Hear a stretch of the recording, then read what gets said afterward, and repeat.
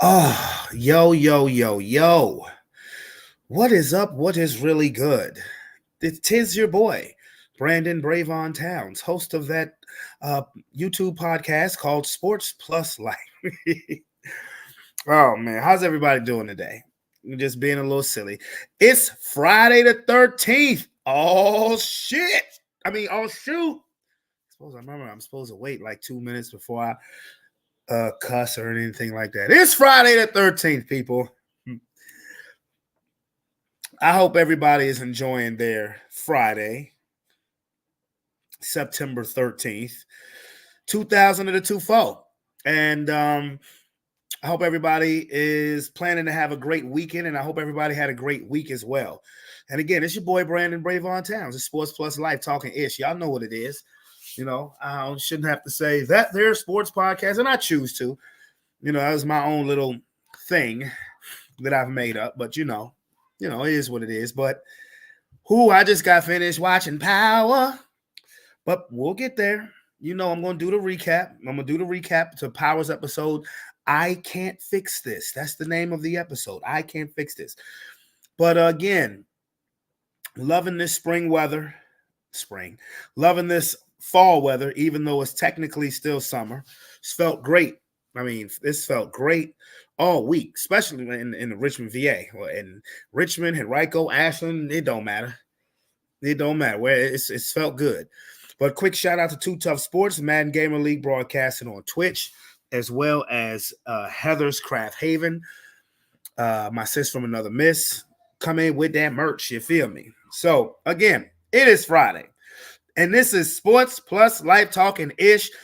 And this is a full Friday. We got so much to talk about. So let me run it down for you. First, I'm going to recap the episode of Power. Then we got to talk about the Thursday night football game between the Buffalo Bills and the Miami Dolphins, as well as the event that happened that pretty much overshadowed a one-sided butt whipping that Buffalo put on Miami. But, you know, we got to talk about Tua.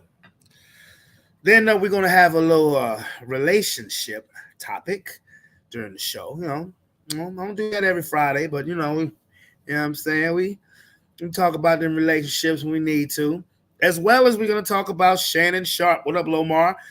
Yeah, boy, has Shannon Sharpe made the news again. 2024 has been a year for Shannon Sharpe. I'm telling you. And then, of course, we got to discuss the presidential debate. And what would a Friday be without conspiracy theories with your favorite conspiracy theorist and mine, Robert Chandler, who is waiting backstage. He's waiting, and he's ready to go because I told him that his boy got smoked in the debate.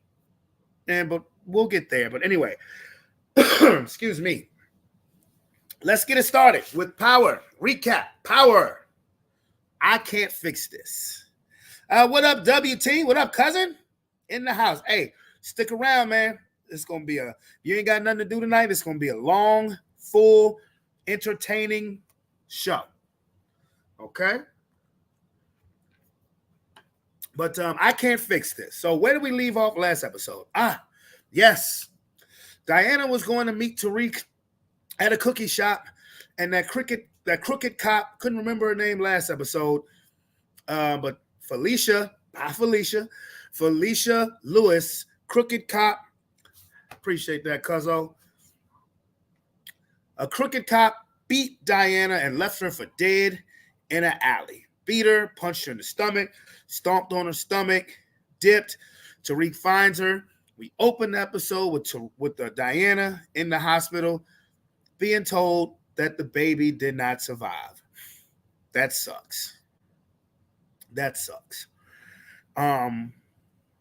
So, as most of us expected, Diana lost a baby, and naturally, she's angry at the world. She's pretty much lashing out on everybody. When Tariq was there, she was like, look, man, get the fuck out, because you ain't even want this baby to begin with. But Tariq is hurt. He's hurting because, you know, that was his kid too. So as he's leaving the hospital, he passes by Monet, And Monet said, "How's Diana? She's fine. How's the baby?" He just looks at her, and you know, Monet is like, "Damn, I'm sorry." And he says, Monet says, "This is family business, Tariq. We'll take care of it from here," which was kind of like a not an intentional shot, but a shot nonetheless, because Tariq said, "Monet, I don't work for you anymore, and this baby was mine too." And he had every right to say that. So he's on the warpath, calling Davis McLean to find out the information that he needs to know of this police officer's whereabouts or address. And Davis is like, what you got going on with you? And he doesn't really, Tariq doesn't go into details, just like, tell me what I need. Tell me what I need. And then he goes back to his dorm room. He tells Braden what happened. And they get a knock on the door. It's a member of that group. Remember, there's a rap group at Stanford University who's been doing shows. And while they're doing the shows, Tariq and Braden have been able to slide their product, across the campus, getting their money, getting back in business. But the time before the last time they had a show, Braden coked up, came on stage, and embarrassed himself, embarrassed the group. So the guy says, "Yo, y'all fired. Y'all fired. Y'all not. We not kicking it with y'all no more because of that little stunt that Braden pulled." And they also said, "Don't front and act like, don't sit here and lie. Think we don't know that y'all using our parties to sell your product." He said, "We don't know if we have fans or fiends." So Tariq is like, "And guess what? We ain't fired." And the other kid, and the member says, "You're lucky I don't get you expelled, blah, blah, blah." Tariq is just angry. Tariq is angry. He tries to fight the guy. Braden breaks the fight up. And Braden says, "Look, Tariq, look, I fucked up, but you need to talk to somebody who you can trust, who you listen to before you do what I think you're about to do, and you're going to fuck our stuff up some more." Meanwhile, in the hospital, Kane comes to see Diana. Monet is there, and because Diana tells Monet, Monet said, who did this? She said, "That bitch, Felicia." And Kane walks in when she said, "That bitch, Felicia." Kane says, "Who is Felicia?" See, Kane doesn't know that Monet is in bed. Monet and Diana and Drew are in bed with the Carter task force. He doesn't know. And of course, Monet disrespectfully brushes him off. So he leaves, and Diana's like, he's just trying to help. So meanwhile, back at the ranch, remember, Kamal Tate was killed by Carter at the end of the episode. Why he would go meet up with him in a neutral area, thinking that Carter was a good guy. But he killed him. Councilman Tate, his brother, Lorenz Tate, is there looking at his body. Tate goes to talk to Carter, and that fucking old dog came out. Boy, I thought it was Menace to Society all over again. Because Carter said, "We don't have it. I can't discuss the leads with you." He said, "Nigga, fuck that shit." He said, "Fuck that noise." I was like, "Oh, there he is." I'm like, "There he is. Damn it, the hell. There goes old dog. He's here. All he needed was the hair. That's it." So, Carter, being a dirty ass scumbucket cop that he is, says, "I think it was the Russians." And then he's talking with his task force about it.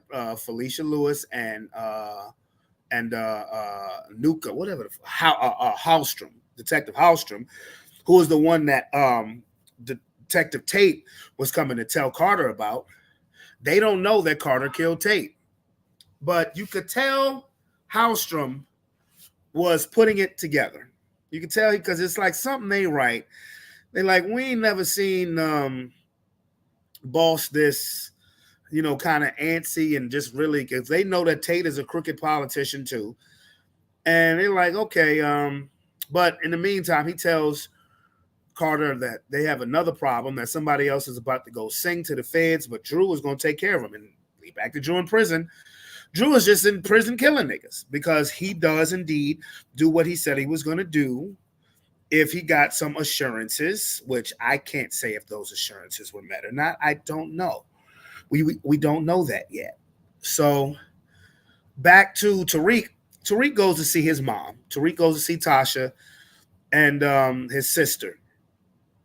So, and the sister's gotten so big. Lord, if you watch Power from the beginning, she was just a little girl. I mean, a baby. But she's gotten so big. But Tasha's like, Tariq, what's wrong? He's like, nothing. And she's like, you lie like your father. So eventually he tells her, the girl Diana was pregnant. And Tasha's like, oh, but wait a minute, you said was. And he tells her pretty much the whole story. And because Tariq is like really feeling bad. He feels like he needs to go out and swoop in and save the day. And Tasha was explaining to her from a woman's point of view, there's nothing, she doesn't want you to save the day. There's nothing really you can do for her right now. That's what you need to understand. There's nothing you can really do for her right now at this point. Just be there for her for emotional support. He doesn't know that she was going off to kill that bitch because Diana wants blood. Diana straight up told her mama, when are we going to kill this bitch? Monet leaves to go meet up with Carter. Diana, because Monet says, if Carter don't give up this bitch, he going to be buried next to her. She meets up with Carter. Carter's like, you ain't touching her. I didn't know about this, but you ain't touching her. Let me deal with my people my way. Fuck off. And she texts Diana and says, Carter, it says a no-go. And she says, fuck Carter. She grabs Monet's gun and she's off to, she's on a manhunt or a woman hunt. So when Felicia Lewis gets back to the station, Carter says, why the hell did you why the hell did you lay hands on Diana Tejada? And she tries to explain and saying that, well, this is why I sent her to kill Zion, even though you wanted me to do it, blah, blah, blah. And so he's not happy, but he's like, you know what? Go home. Don't talk to nobody. Diana watches her leave. Diana finds her at the house, and we'll get there in a second. Aaron, I'm coming, homie. I'm coming, Aaron. Meanwhile, Noma is still trying to get citizenship, trying to find a way to legitimize her business. Davis McLean, who's a real one. Davis McLean makes a suggestion that she name an American majority owner, such as himself. Then I believe he proceeds to get them cheeks. And in the meantime, Noma wants Effie to to get info on the Russians. So they're trying to find out why the Russians were used as a snitch, because they found out it wasn't the Russians who took their product. So they get Braden to disguise Braden. Now, Effie and Kane go to Braden, and Braden's like, fuck y'all. Y'all don't even like me. I don't fuck with y'all. And Effie thinks she has a way out the game. And Kane is like, yo, if you do this, you can have the Stansfield territory back. Telling that to Braden. So Braden fakes like he's injured. They go to a cop's house and they want to steal his laptop, get information off the laptop. Braden pretends to be hurt and attacked. Kane comes there after the laptop is downloaded, because this is a cop's wife who's supposedly treating his injuries. Kane comes there dressed as a cop, and they get out of that house. That was funny to me. But when Effie finds out the information about Carter's task force, Kane finds out Carter's task force is dirty. He finds out the name of Felicia, the name of Hallstrom. So Kane is starting to put two and two together, as is Hallstrom about the murder of Kamal Tate.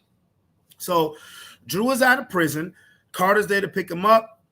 And Carter's like, yo, I'm sorry about your sister, but listen, I'll put you back in this bitch, you and your whole family, if you don't do what I say. So Diana is at the cop's house. The cop comes out to take out the trash. Diana sneaks in the house. She pointing the gun and they start talking. I'm like, Diana, why is you doing all this motherfucking talking? Blank, blank, blank, blank, blank, blank, blank. Then you're done with it. So they get into a struggle, a tussle. Diana gets the upper hand and she takes cast iron pan and smashes this chick's skull in. Ugh. And as she did it, she thinks she's going to feel better until she starts realizing she sees children's toys. She calls Tariq. She tells Tariq where she's at. Tariq comes there. They realize, oh my God, she has a small kid. Not only does she have a small kid, the kid woke up and saw them two. Not saw him killing her mama, but saw them two. So Tariq and, it's crazy. Tariq and Diana read a bedtime story, put the kid to sleep. Who comes walking in the house? This cop's house, who's now dead, is Monet. She's like, y'all need to get out of here. I'll clean up his body. Then after that, Drew walks in. Who's behind Drew? Detective Carter. Drew has spilled all the beans about Monet's plan. And Carter's like, you know what? Ooh, you killed her. I should fucking kill y'all. But guess what? Y'all, now all of y'all work for me. And if you guys can give me Monet, get me Monet, I will turn this murder into an accident. All the while, Kane asked Noma to marry. She said, if y'all got to give me Monet. If you can give, Carter said, if you can give me Noma. If you can give me Noma. But Kane asked Noma to marry him for reasons of citizenship. You marry me, you let me keep what I built, I'll sign over everything to you. And then you and Davis, because he figured out that her and Davis was fucking. And he ain't even mad about it because really, Kane loves Effie. But once again, leaves Effie in the cold. Effie keeps getting left in the cold every time. So it's like, what's going to happen now? He tells Tariq, Carter tells Tariq before the episode ends, he says, welcome to the fucking team. Because now he's got Tariq in his back pocket, along with Drew, Diana, and Monet. But Carter's being very sloppy. One of his detectives, I believe, has found out that Carter actually is the one who killed Kamal Tate. So more to be desired. So power, there's your power recap. Now, let's get to some Thursday night football. Big boy Bob, where you at? There he is. What's good? Oh, man. Well, you heard I was doing a recap on tonight's episode of Power. Robert Chandler, we'll be there, homie. We'll be there. We talking some football. We'll be there. You should see he's looking right in the camera, like he's giving me the look like, hurry up, nigga. You know, he giving me that look like he was Shannon Sharp on the IG Live. Right.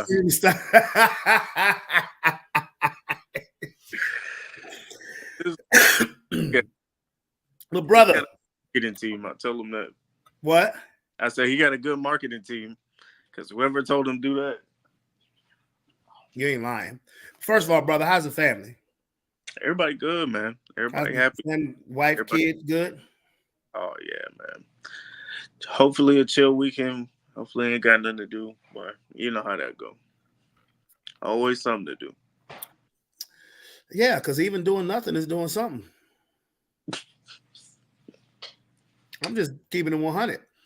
You made me laugh when I saw your text last night in the chat. F this, I'm going to bed. Yeah. As far as the game goes, your Miami Dolphins, and I must remind my viewing audience, Aaron is a 305 native. He's from Miami, so he bleeds teal and orange and white and disappointment. Okay, so yeah, that part. Yeah, a lot of disappointment. I'm damn near dry. But the seriousness is what happened in the third quarter when it was 31-10. When Tua goes back and on the fourth down, he gets the first down, maybe not realizing that he had passed the yards to gain, or maybe trying to spark his teammates. He decides to try to lower a hit stick truck on an incoming tackler whose name is Damar Hamlin, of all people. And Tua pretty much concusses himself because you can't say Damar Hamlin did it. Ran into a brick wall. That's what's gonna happen. And you know, and what is the irony that Tua, who had concussion problems in 2022, tries to run headfirst into the chest of a guy who in 2022 died on the football field. And you know, when Tua was running, I didn't realize it was Hamlin who was coming to make the tackle, because I was looking at Tua and I was saying, get down. Really, when he started running, I was like, get down. And as soon as he got hit, I saw the way the body moved. I said, he finished. Yeah. And I don't know if you saw what I typed in the text. I said, he can't take a hit. He's a glass cannon. But to his defense, it is Damar Hamlin. So, I mean, Damar Hamlin, this is his first season as being a starter. He's not known as a big hitter. I mean, like I said, Tua initiated the contact. And then Tua finds himself laid out, fingers looking crazy, body turned stiff, almost like he's convulsing or having a seizure. Let me ask you something, bro. First, the serious question. You think Tua should play anymore? No. As a person, I don't want him to go. The long term effects of what he's facing right now, he can't see. And I can see by the way he plays, I can see he can't see it, which is why he made a headlong dive. But to answer your question directly, no. I think my man needs to start thinking about a health related retirement, because any more of these, and worst case scenario, he dies on the field as a Dolphin. Best case scenario, if he takes another hit like that, is once he turns 50, his brain gonna start working right. 40. Yeah, unfortunately, too early, too early. Now, let me ask you another question. Do you think he will play again? Yeah, 100%. They'll clear him maybe a game or two, and then he'll be right back out. But if he takes another hit, I would hope his family understands. Sit him down. Like, I would hope his wife sees, all right, cool, this is enough. Even if it's not affecting your game right now. And I forgot who it was, but somebody explained it so perfectly as a player. And I see his heart. We'll get to his bad performance here in a second. I see his heart. And part of that is the reason he's overthrowing, the reason he decides that he has to make a play and make a headlong dash. I get it. But yeah, he take another hit like that, he might die. And I see there was a comment made in the chat by Mr. James Standback that said that jank was scripted. Who wants to script getting a concussion, sir? I'm not familiar with that process, bro. Like, honestly. When you said he'll be cleared in a couple of games, I think they're going to put him on IR and he's going to miss 4 games. I don't see him coming back until week 7 or week 8, depending on when you have your bye week. That's why the Dolphins have already said they're going to get another quarterback amongst this situation. So he's going to miss a quarter of the season. And you probably, logic says go get Tannehill. Okay, who else is out there? I'm not saying you're wrong. I think that's the problem. I think that's the problem. We probably will end up picking up a guy like Tannehill. He's already familiar with our scheme. He's not familiar with Mike McDaniel. Worst case scenario, he sees some success. So you're not wrong. And I've heard rumors and rumblings about it before that we were looking at Tannehill as a future backup. Well, I mean, if you bring in Tannehill, doesn't mean he's starting off bat. I mean, you're probably going with Skylar Thompson. Good luck with that. Yeah. But if the messed up part about it is, Tua's 26 years old. He just signed the contract for what, $210 million?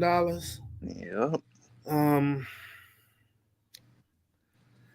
If he never played another game, he would be guaranteed about $93 million of that contract, which is still generational wealth. It's still life-changing money. I would get the hell out of Miami, expensive ass place, unless I stayed on board as an employee of the team, maybe a quarterback coach, something to that effect. But unfortunately, I don't believe he's going to do that. I think the next thing what he's going to be wearing is one of those, what is it? What are those little ugly ass things that they got in the NFL now? One of the players, it's called a guardian cap. That's what it's called. It's called a guardian cap. It literally looks like a little flat jacket that has the logo of your team, and you literally put it over your helmet. There are a couple of players in the league wearing them right now. I got to look that up. Yeah, it looks ugly. It looks stupid. But, I mean, if it reduces any chance of head trauma, if you're Tua, you have to really be willing to try anything, because for whatever reason, when he gets concussed, it's scary. Yeah. And I think that's the reason, because my initial thought was, okay, great. When he comes back, they've got to force this guy to be a pocket quarterback. He can't move. He can't run. Not because he doesn't have the ability, but because it could cost him too much. But then I thought about it. I was like, this is the NFL. Somebody going to hit you. Remember, this is why he took jiu-jitsu and all of this stuff, lost some weight because he wanted to be more mobile. And the unfortunate part is when it comes to your brain, ain't no muscle you can lift, ain't no technique you can use to stop your brain from jiggling in your skull. And that's the crazy part about it because, like, there were a couple people actually dumb enough to come in Hamlin. Hamlin didn't do nothing. Yeah. Tua ran into him. Hamlin went to make a basic tackle, and Tua lowered his shoulder and put his head right into Hamlin's chest, and he drove Hamlin backwards in the tackle. I mean, and it didn't look like it wasn't a vicious hit. I could see if Hamlin helmet to helmet him or something, but Hamlin didn't do anything wrong. He did nothing wrong. Not suicide. Yeah, no, Hamlin didn't do anything wrong. I think that was just bad technique on the quarterback side. He should have slid. He should have slid. And I don't want to make it his fault, but yeah, it's I mean, if you watch the play, it kind of is his fault. I mean, I know it's definitely his fault, but like, I think I know what was happening, because we'll talk about the back-to-back series of turnovers, but he's overcorrecting. And it's something I've been seeing a lot lately. He's trying to clean up a mess that he made. Exactly. And when you're not thinking straight, that's when you're going to make more mistakes and you give yourself a concussion. Yeah, he's trying to clean up the mess that he made. He played horrible. I mean, flat out, he played horrible. I mean, and it's not like, Buffalo didn't score another point after Tua was out the game. It was 31-10 when this happened. The final score was 31-10. But because he was the best player on their team yesterday. Who? Tua. And that's bad because Tua was pretty bad yesterday. He was horrible. To be the best player on their team is like he's giving them the points. He's giving. Oh, the best player on Buffalo. Yeah, best player on Buffalo's team. Oh yeah, because the first interception really wasn't his fault. You can tell the second interception, the receiver didn't run the entire route. The third interception, that was all him. What the F was you doing? All him. I thought, had you actually gone to bed yet, or did you stay awake to see the third? No. I watched the highlights this morning, but after the second interception, I was like, I'm gonna go ahead and just clear it. Because it was after the James Cook long touchdown run. That really pissed me. That really pissed me off because I at least wanted to come on here and be like, defensively we looked all right, but we got drilled. And it like you said earlier, I'm bleeding disappointment because I really am disappointed in our performance. I really thought we would have handled this game much better, but it is what it is. Josh Allen didn't have to be Superman last night. Chill out, man. I hate to tell you this, I'm in a fantasy league that Keith has, the regular fantasy football. Mm-hmm. Guess who my starting running back is? I was skipped to my Lewin in this bitch.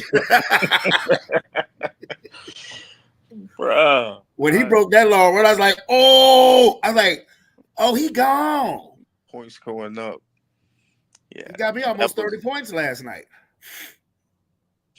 I don't know what was happening, why we couldn't fly around like that, but See, now one of my boys who's a coach at my job going to come on here and say, how about them Broncos? We're not talking about the motherfucking Broncos, Hampton. Okay? We're not talking about that. They don't play till Sunday. We're talking about the Tua situation. Oh, and by the way, Coach, you were right. Officer Felicia, bye Felicia. She met her maker. That's 2 for 2 for you on power. But James Cook is my starting running back. But you know who my backup quarterback is? Tua. That's why I draft. That's why I got Kirk Cousins. I got niggas like, why you got 3 quarterbacks? That's why. Yeah. That's why. Something gonna happen. I ain't too sure about Kirk Cousins. We gonna see what happened on Sunday. But okay, let me ask you another question because, you're a Dolphin fan. Once again, we picked your team to win the division. Fool me once, shame on you. Fool me twice, I guess it's shame on me. Goddamn Dolphins. No excuse, man. Next week, that's all it is. Next week. And I'm about to pull up your schedule because, we have to be honest about this. Like, even if Tua, let's just say, okay, let's say Tua comes back and doesn't have any more problems. Let's say the rest of the season goes the way that last season did as far as his health. With his current statistics and his current operations, it's gonna make the rest of the season look real lopsided. If we just base him off of last night, it's gonna look real lopsided. Because your offense hasn't really looked right yet, because they didn't look right against Jacksonville neither. For all intents and purposes, you should have lost that game against Jacksonville. And we were close to it. Very close to it.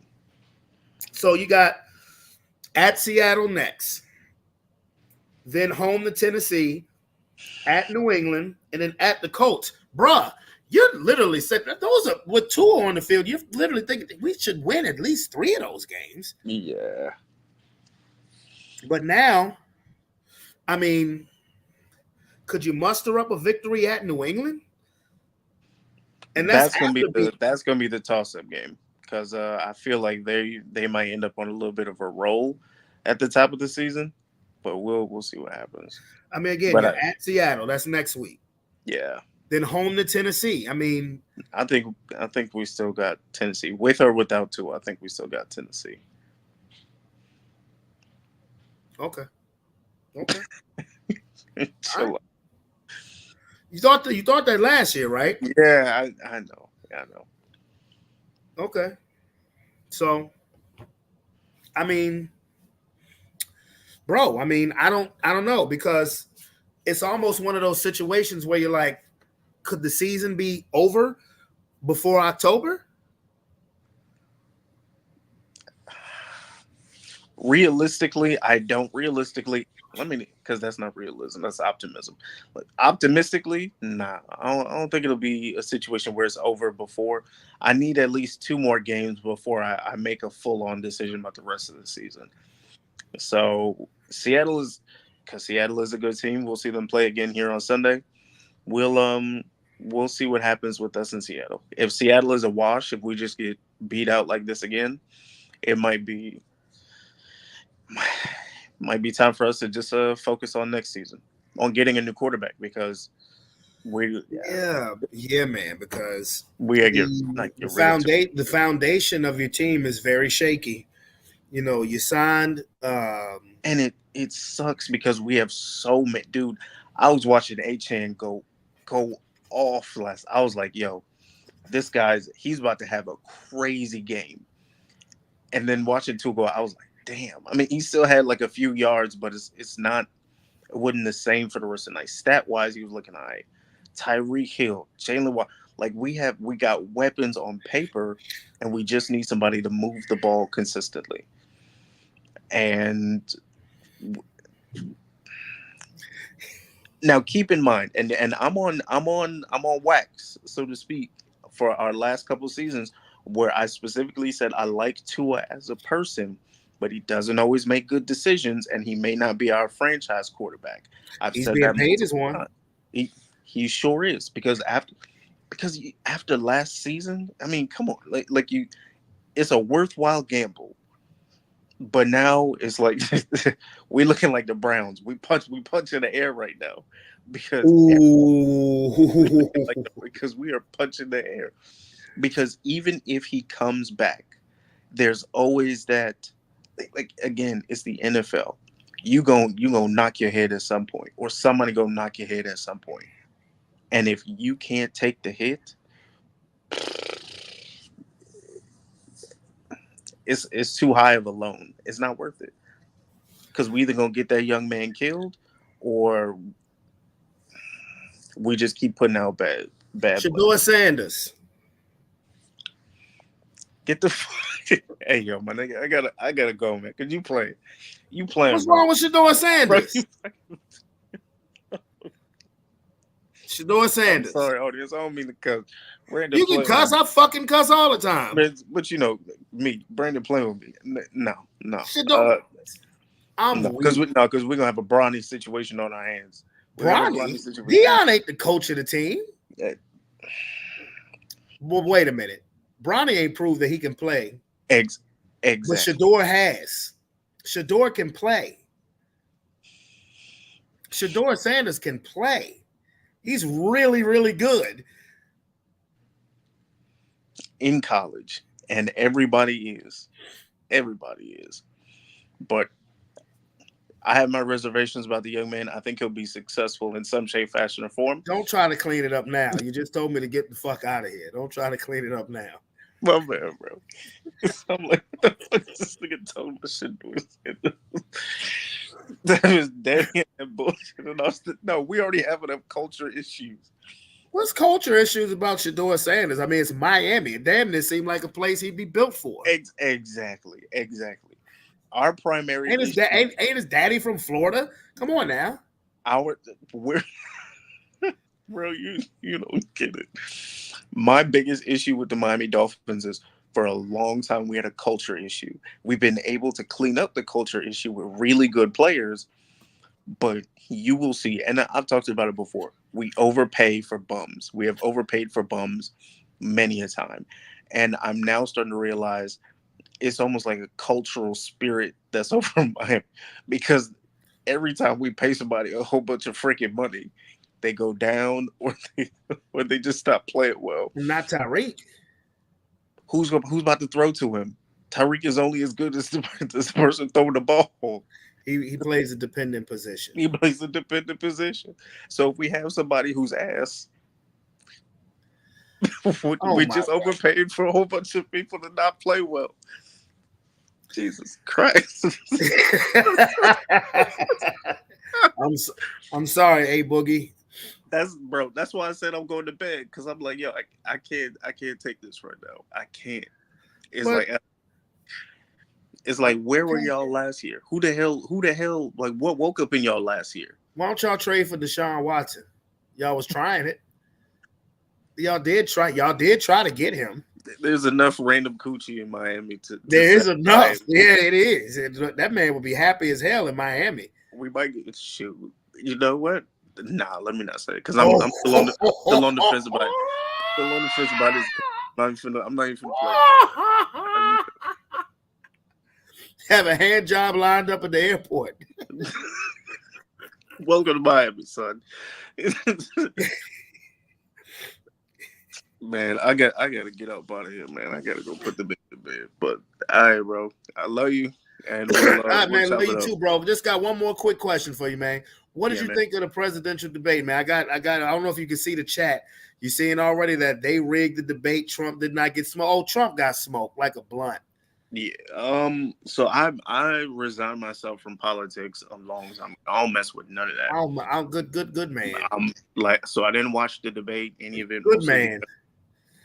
Everybody's lying to you. They just want to put their political party in power. The first 4 years is to make sure you can get power for the next 4 years, and the next 4 years is to make sure your political party can get power for the next 4 years. Nobody's coming to save you. So if you broke, get some money, because Kamala or whoever else named or Trump, they ain't finna put no bread in your pocket. So don't worry about them. That's what I'm talking about. Preach. Don't worry about them. Preach. That's what it is, man. This man right here is about teaching you how to build generational wealth, people, and being serious. This is what he does. Yeah, we'll definitely talk about it. We'll chop it up here soon, because we've made some major changes here recently, so I'm excited about them and all that. But we'll talk about it. Yes, sir. All right, boss. Love you, man. Peace. Love you too, bro. All right. A Boogie. Dolphin fan, man, last night, and honestly, in all seriousness, like Tua, I mean, I know he's not going to retire, but maybe he should really think about it. Or maybe you just hold your breath until his contract runs out, and then maybe he walks away then, and just pray that nothing else like really happens. Like that's nuts. Now, before we get to conspiracy theories with Robert fucking Chandler, okay, who's already on his bullshit in the chat. He's already on his bullshit in the chat. We're gonna talk about us some relationships in this bitch. Yeah. I can't even take myself seriously. No, but I'm serious though. Let's see.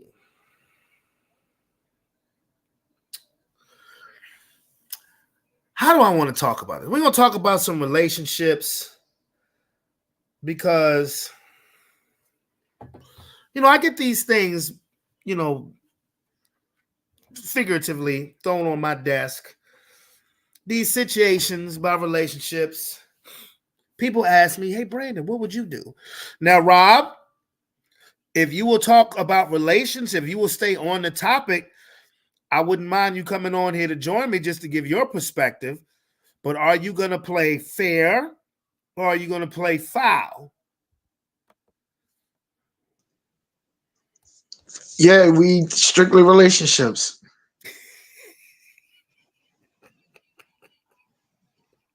Never know what the fuck gonna come out my mouth. You know what? Never mind. I'm just joking. I'm just joking with you. I'm just joking. Okay. What is So it? Come on. And where is Riley at? I sent him a link. Damn. I hear in the chat, this gonna be interesting. You're right, Lomar. This gonna be interesting. So it's really, this was told to me, and I was given specific. I was given specific permission that I could use this topic. I ain't gonna say no names.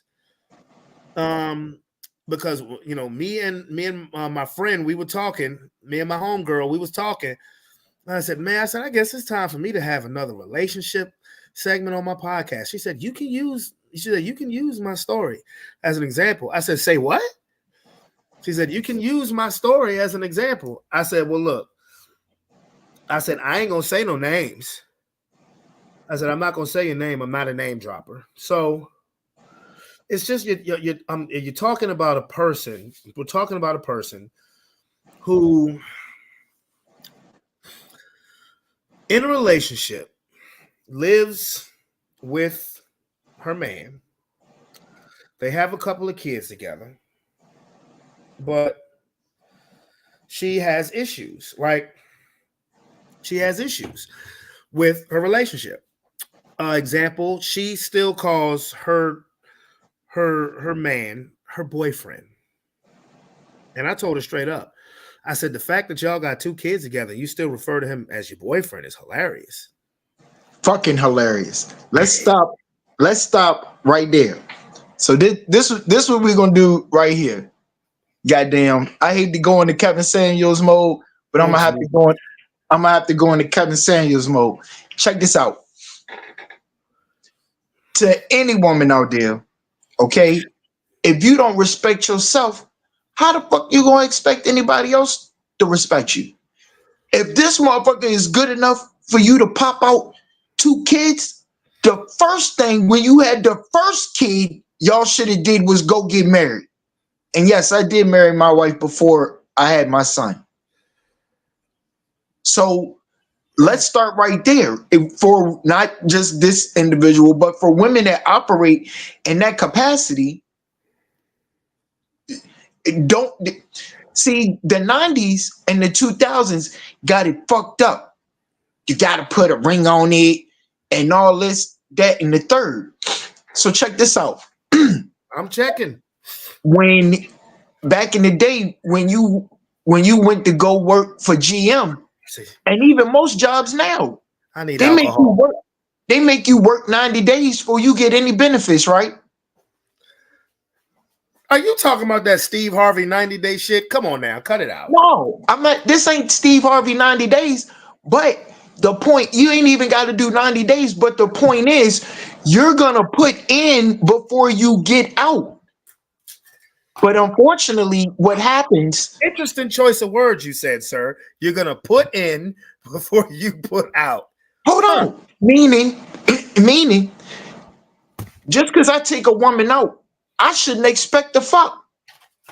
Oh, okay. Okay. Now, there's some caveats to that shit. Premium state expenses. If I take the shit, if I take a woman out to eat, and I don't budget us to do the 2 for 20, we gonna be on the 2 for 20. Now you go ordering some shit off of there, right? I'm gonna be thinking now. I'm gonna be thinking some other shit. So when you ready to order the whole goddamn steak and lobster, this and that, to go and shit, no, baby. We on the 2 for 20. You completely got the fuck off a topic of what I was talking It's about. not off. It's not off topic. The whole thing. I'm gonna try to put it in a nutshell. I bet you are. Okay, go ahead. Master debate. That's you. You can't blame somebody for what you allow them to do. Very That's true. first. Number two, both of them, if a couple is operating like this, both of y'all need to go and examine why y'all with each other, because it probably happened. Y'all probably had one tax baby and then had another. That's fucked up. You see, Hey, look, you can't do that. I 'Cause keep you it a don't- stack. Yeah, but you don't know that. You don't know that to be It's the a lot of people. situation. Look, I'm not attacking nobody, but I'm keeping it a stack. We keep it a stack. It's a lot of people out here in this city that got tax babies. Like, people are related just because they had tax babies. I got you, but this isn't that type of situation. No, but You going on some hood trifling shit. the whole point, the whole point. Why, as a man, am I gonna lay down with a woman? If I want her to do and be womanly things, I'm gonna marry her. So she stopped acting crazy as fuck. Gee, did that work for me? Huh? Okay, Hey, then. look. Now, Look, we only responsible for the effort. okay. We're only responsible for the effort. Okay, well, now, let me get back to the subject at hand. Now, again, they have two kids, and I said the whole boyfriend thing. Look, people, not everybody is built. Marriage is successful marriages are becoming an endangered species, but especially in America, because marriage is supposed to be a sacred thing. Marriage hasn't been sacred for a couple decades now. The very first reality show about The Bachelor or The Bachelorette or Who Wants to Marry a Millionaire, that fucked it up for marriage and to a certain degree chivalry. So when ask these questions, but see, there's another dynamic that I can relate to. There's another dynamic, a problem in this relationship that I can identify with. What is that problem? The family. His family. She says she doesn't rock with his family, particularly the daddy. I know I can relate to that.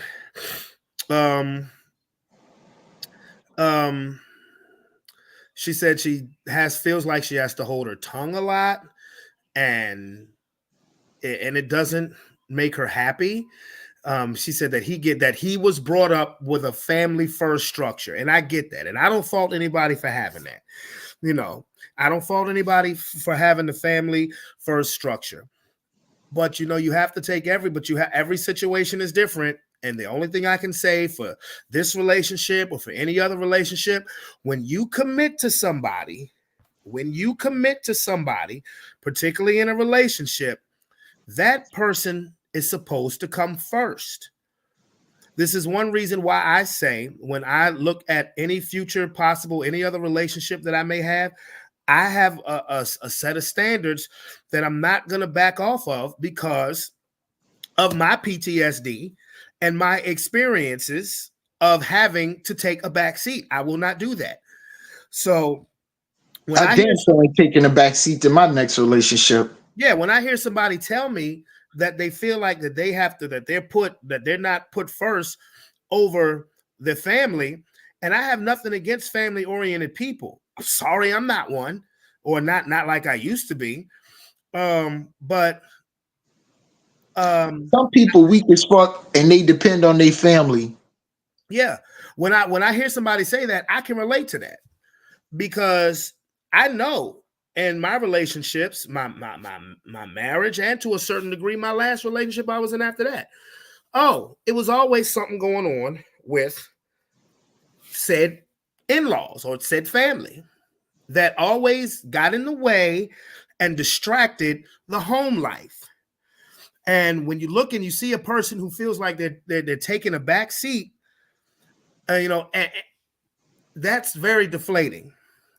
And not to mention the talks of what I heard as far as, well, he cheated and blah blah blah blah. That's a whole nother story, because I'm like this. I mean, if you cheat, I mean, if somebody cheats on you and you decide to stick with the person, then you know what you signed. You found out what you signed up for, and when you get sick and tired of being sick and tired, then you may make a change. And Rob, you used to tell me this all the time. When you get sick and tired of being sick and tired, then you're gonna do something. So Learned it, and lived it. So me too. one thing that I tell women is be ready to move. So you gotta always keep yourself in a state where you can leave. I'm not going to sit there and just tell that to women, because I'm not going to sit here and look like it's only the men's fault. That's bullshit. I'm going to Men sit here. sometimes may need to leave too. This is an adult.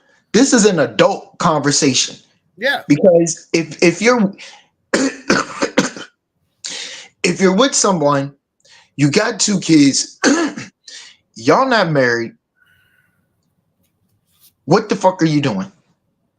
Because nobody is fulfilling their role. right. So nothing good. If one of them kids get hurt, who insurance covering them? Bro, I didn't ask all that. Ain't nobody. I wasn't No, looking for. it's. I mean, for people that operate like this, Oh, okay. because it's more than just your friend. She just this young lady is having an issue, and for a lot of people don't want to talk about some of the issues, and they're afraid to find out that a lot of people are in the same situation. Absolutely, absolutely, absolutely. So now you're in this situation. What can you do to get out? Because more than likely, if you're in a bad situation, you only have bad options to choose from. Right? So for women that are in that situation, women or Or men, men. if you're in a situation that that you don't like, plan your exit. Have an escape plan. That's basically what he's saying. Work on your education. Keep your credit up. Don't be a hindrance to this other person. You're not doing this being sneaky. What you're doing is bringing value to yourself, right? That's actually really good advice. Yeah. It's actually Yeah. really good advice. Now, what? Now I see Lomar put again. It's all in what you allow, and that's a very true statement, because she I said to her, I said, you know why his family feels like that they can do whatever? Because it's allowed. I said it's allowed, so what do you expect? I mean, it's just like when one person or the other starts cheating. The person who they're cheating with is only doing what they're allowed to do. So A lot of people's families, people derive their power in families based on who gives money to who.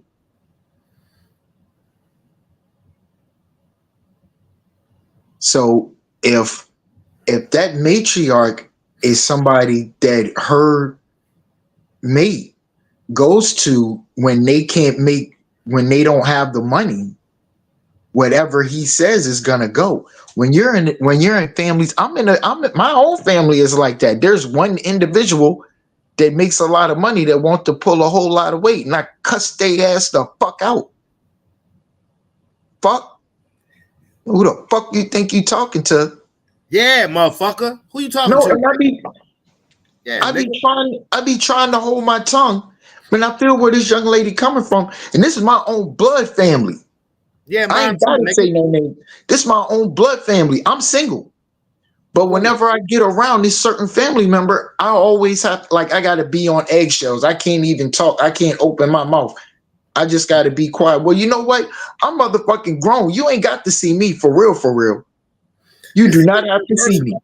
This is getting real personal. Okay. Real shit. I see. Because if it don't get personal, you're not gonna address it and do nothing about it. Well, this is what I said in regards to what you're saying.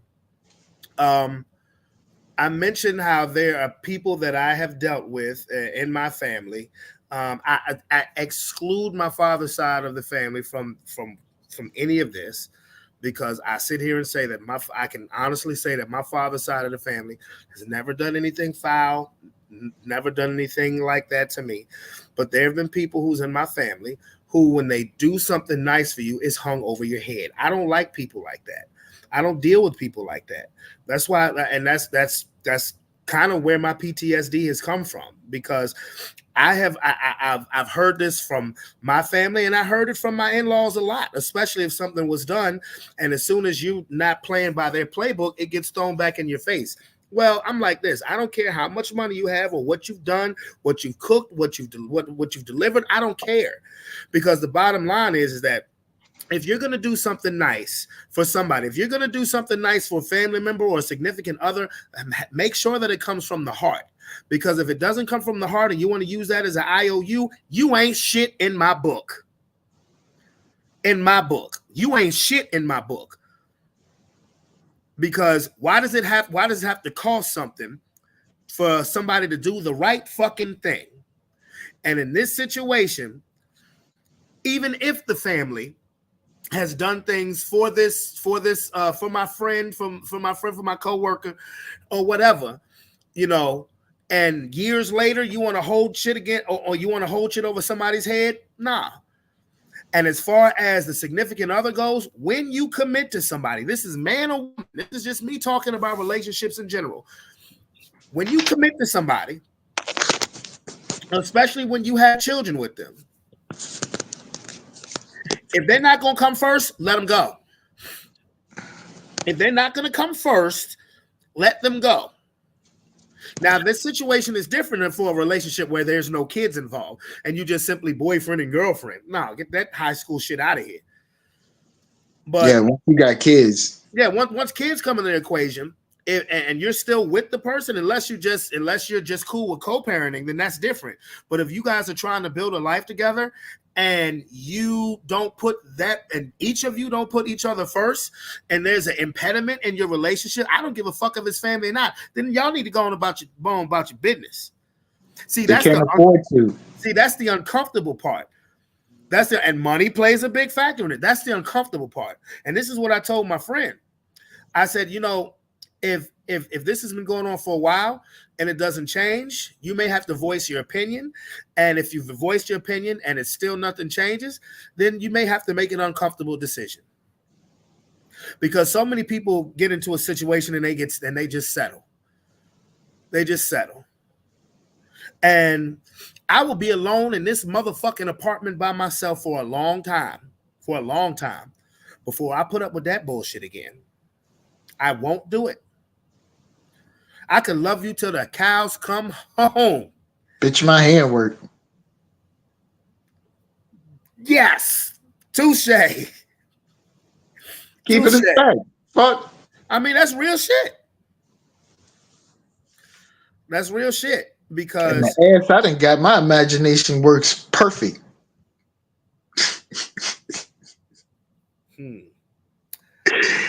But anyway, yeah, that's why I'm always talking about the finances and education. Hey, if you got to save up to move out, stop doing Starbucks. Start working out.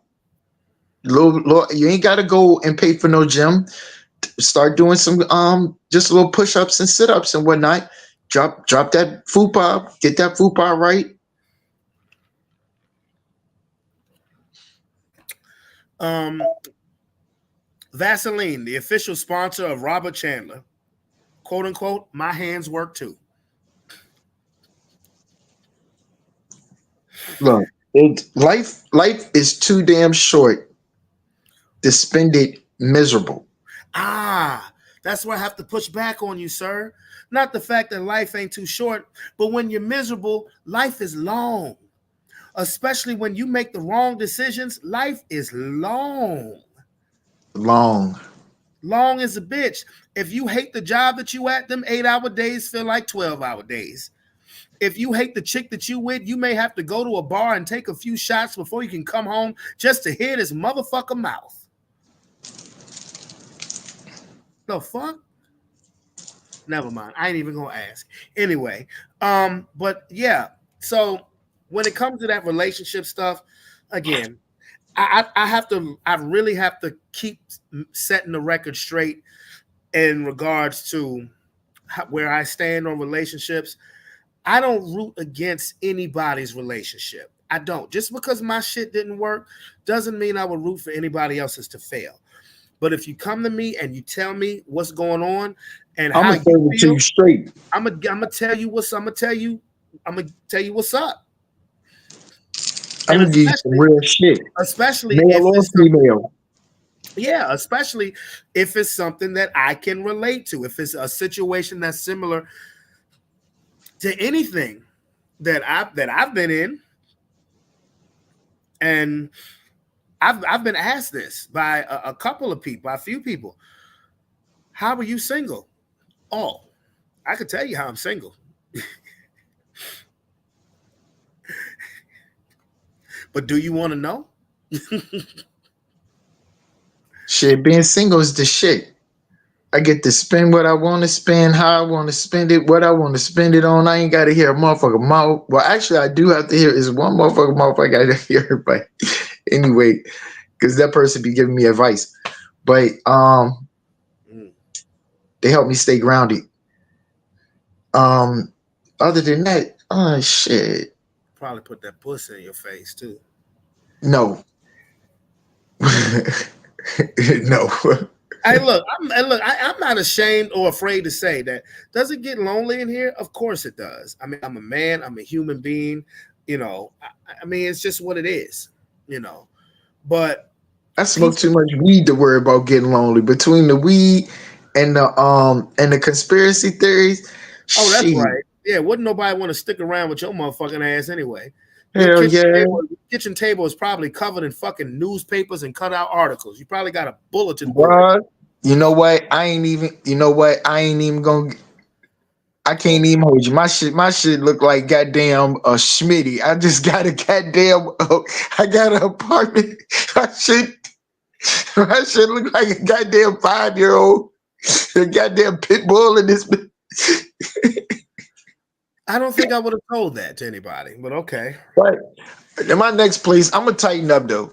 My I don't next think place. I wouldn't have said that on live worldwide You internet. see, But okay. I'm not one of them pretentious had it type of motherfuckers. I keep it as I have to keep it a stack.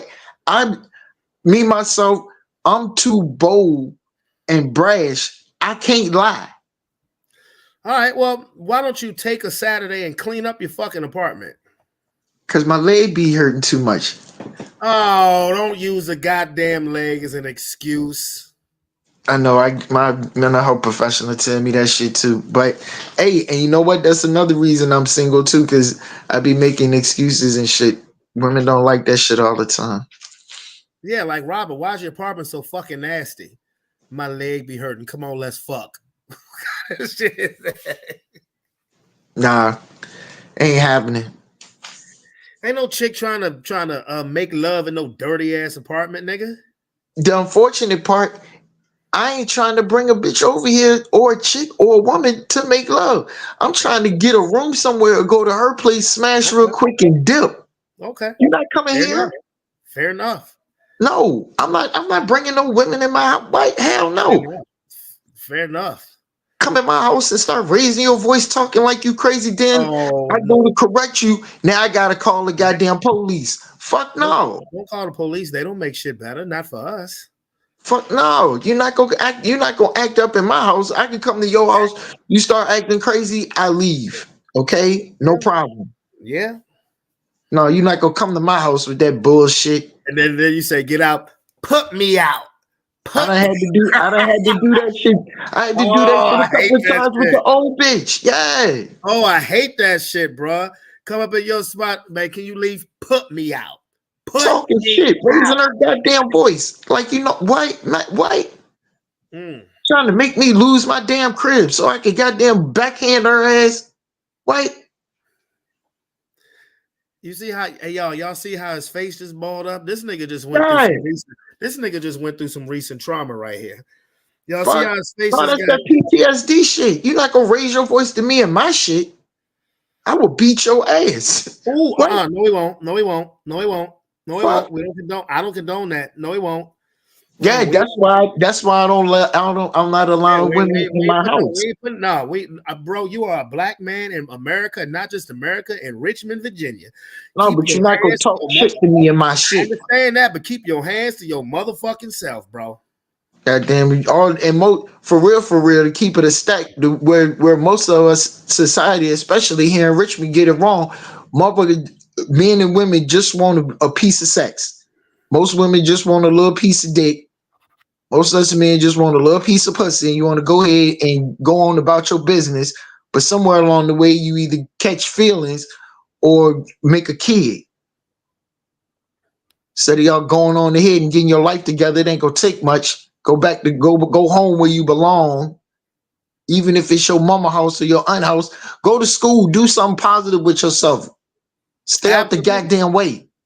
And what up, Steph? First of all, there's nothing wrong with a woman just wanting a little thing. Ain't nothing wrong ain't nothing wrong with being No, friends with it is benefits. some wrong. It is some wrong because women are held to a higher standard, and there's more to women than just a goddamn ass. I get tired of that shit. Absolutely. Now I seem fucking old as a bitch, but I get tired of that shit. Every time I see a damn picture of a woman, the first thing I see is her fucking backside. I'm fucking tired of that shit. If you're not gonna give me your ass, you don't want me to think about all is your ass. Stop fucking showing it. Fuck. Okay, that just took a left turn. Like that just took a real left turn because I Go, was ooh. go Now on Facebook. Go on Facebook I don't need and to. and see how much ass you see. You go on, bro. I could go on Google and find a bunch of ass. I'm tired. You get tired of that shit. Look, first of all, let me get back to what I was trying to say. There is nothing wrong with friends with benefits. The catching feelings part, that is true. You're very right about that. But there is nothing wrong with being friends with benefits. The See, problem is, that's the fucking. let me It is. finish. Let me You finish. can't get no milk without buying the cow. Let me You find. promoting that Hey, shit. hold on. Time out. That's Time where out. it's up. Time Bitch, out, nigga. a motherfucker can't get no sausage without buying the pig, and you can't get no goddamn milk without buying the cow. I done got milk and I ain't had to purchase the motherfucking cow, okay? I done got milk and heard the motherfucker go moo, and I ain't had to purchase the goddamn cow neither. And I saw the expiration date on the bitch. Now, how about that? How about that? Now, and it's be 2% too. Good looking motherfuckers. Yeah, it be 2%. I like We the at, 1%, I like the 2%, and I love the whole milk now. Oh, I love at that. I love 47, at 47, I'm trying to tell you, we have to hold women and hold ourselves to a higher standard. Then you're not in situations looking for a way to get out. If you got to be by yourself, fucking be by yourself, but I'm a don't settle. I like to be a person of fairness. Okay, so I believe if you have to hold women to a higher standard, then men should be held to a higher standard too. We're all grown adults. Hell yeah, I used to go by ass fucking every Are goddamn you chance I got. serious? Really? Hey, Really? look, we this adult show. We having an adult conversation about Yeah. relationships, right? Real shit. Yeah, I'm fuck. I was goddamn buying ass when I was married. But no, I don't operate like that anymore. Why don't I operate like that anymore? Wow. It's too many goddamn diseases out here. Then a woman I had just goddamn tricked with wound up dead the Uh, next day. I'm like that. Hell no. I got to wise up. Shit. No, I'm not gonna be out here wasting my hard-earned resources and energy, my physical energy and my monetary energy on goddamn some flash, some bullshit. I put that money to work. I get crypto, I get currency, pay my rent, pay my bills, and condoms. get a little bit of alcohol. I don't need no condoms. I ain't having sex. I just goddamn stop being a fucking whoremonger. That's right. His hands work too. All right. Hey, look, it's whatever, baby. Hey, look, I ain't hating. But look, I mean, look. Lomar You know what, Chad. I can honestly say that I have never outright paid for no ass. Not with that being intention. Okay, I'm gonna give you this. I've never made a transaction strictly for sex. No. Now, of course, if you a man, you know, if you go out on a date and things that and the third, and it ends up with y'all having a good night, you know what I'm saying? Then, in an essence, you did pay for that, but not in the hooker type, not in the whore type variety that this motherfucker's talking about. Okay. Hey, look. We don't use the W word. We don't say whore. Oh, I'm talking about HO. Hey, we're not even that. Look, you know, you want to know something? The same person who was telling me about this situation was told me that I should go on Tinder. I don't know. I didn't know what the fuck that was. It's an app called Tinder. Chat, do y'all know what Tinder is? don't go to no damn. You the last you don't need no damn dating app. You don't need no dating app. You got to beat women away with a stick. Man, nigga, please. Maybe back in the day. Shit. Maybe back in the day. You still look like LL, and you got a card. Well, I wish the never mind. Let me shut the fuck up. Exactly. Because it's always a woman flirting with your ass. Well, this Tinder app is supposed to be like a booty call app, and I can't do it. I cannot do it. You do not need no app. It's grown married women that'll goddamn give you some. I ain't fucking with no married woman. Oh, I know what that feel like to be cheated on in marriage. Yeah, but they would though. Huh? They would though. They would. I wouldn't. No. I know That's what that crazy as pain fuck. feel like. I'm talking about women married. If you just got a boyfriend or girlfriend and you want to come throw me that, no, it's really against my better judgment. But if you ain't married, you ain't living together like that. No, if you ain't married and if you ain't married and you living by yourself, you know, come on. But if you married, take your married ass back to your husband. Yeah, that's another thing. I've told a couple women that. I'm no bullshit. I've told no a couple married women. I've told women that. I've told a couple women that. You upset with your marriage, you upset with your husband, you upset with your relationship, either fix it or get the fuck out. But I'm not gonna be your quick piece of pleasure. I'm sorry, you will not use my penis to drive a wedge between you and your husband. No. Right. No. Just want a piece of dick real quick. No, well, you got a husband. Any woman that's married to someone, I just want a piece of dick. You got a husband. Hey, piece of dick, bro. I got a boyfriend. Y'all don't live together. Come on, see me. I can't even hold you, bro, because me and you, we probably don't even. We don't know. Like, I ain't trying to be funny, but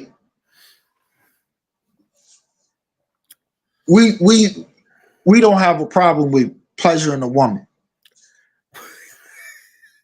It's some men out here, like,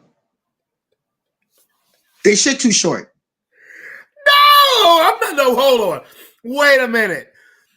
I'm not gonna sit here and talk about dick measuring on here. No, that's one thing I will not do. I'm not talking about dick measuring. What I'm saying is having enough manhood to pleasure a woman.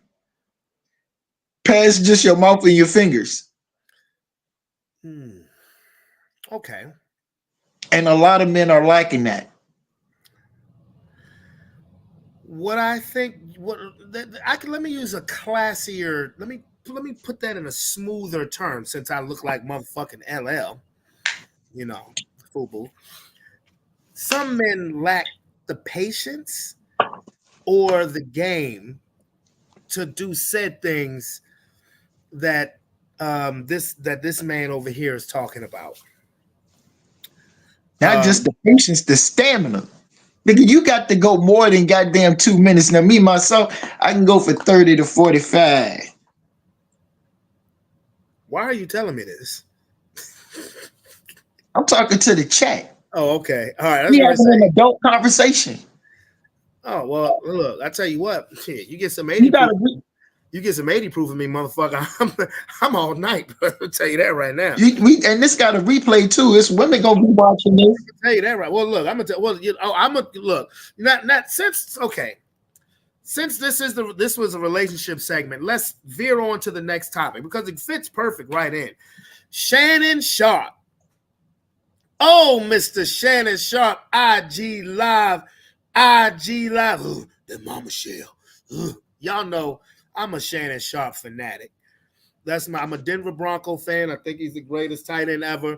You can call that Denver Bronco bias, whatever. But 2 days ago, Mr. Sharp went to his Boothang house. Phone got on IG Live, didn't realize it, and proceeded to do the do. It will not cost him his job at ESPN. It may cost him some sponsors in regards to Nightcap and Club Shay Shay, but it won't cost him his job at ESPN. A lot of people are saying that they think that was staged. What do you think? Staged. Why? Because first off, at the level of professionalism, one day he was won't he just screaming on his people about being professional. Ocho? Yeah. Now he gonna come up with the phone hype on IG Live, clapping cheeks. I don't think that. Never mind. So we ain't on that segment, but Go ahead. No, go ahead. unfortunately, now look, I'm gonna try to do the sandwich method. So we gonna do the roses and the bread first. Without a shadow of a doubt, Shannon Sharp is the most talented tight end and like archetype of a tight end that we've seen. And it's awesome to be able to see him be able to branch his playing career and bubble over into something else. Because I've heard him talk about some of his football injuries, and I wasn't really sure if he would be of a cognizant speaking capacity. You Gotcha. feel me? Yeah, I thought that CTE might have taken in, and he wouldn't be able to hold an in-depth, coherent conversation. I mean, seriously, because Shannon Sharpton took some shit of hits No, he did. for real. No, he did. So I always wondered if he would be able to talk and speak and talk, because we've seen other athletes and they're not able to, what they don't have functional, they're not able to function after football. So to see him not only be able to function, but he's got his own little movement, Yeah. right? Yeah. So other than just finding the network home, he took hits all right. But now, the name Shay Shay, and then like some of his color choices, and just the assumption that he might have been with the gay stylist, or then he switched up. It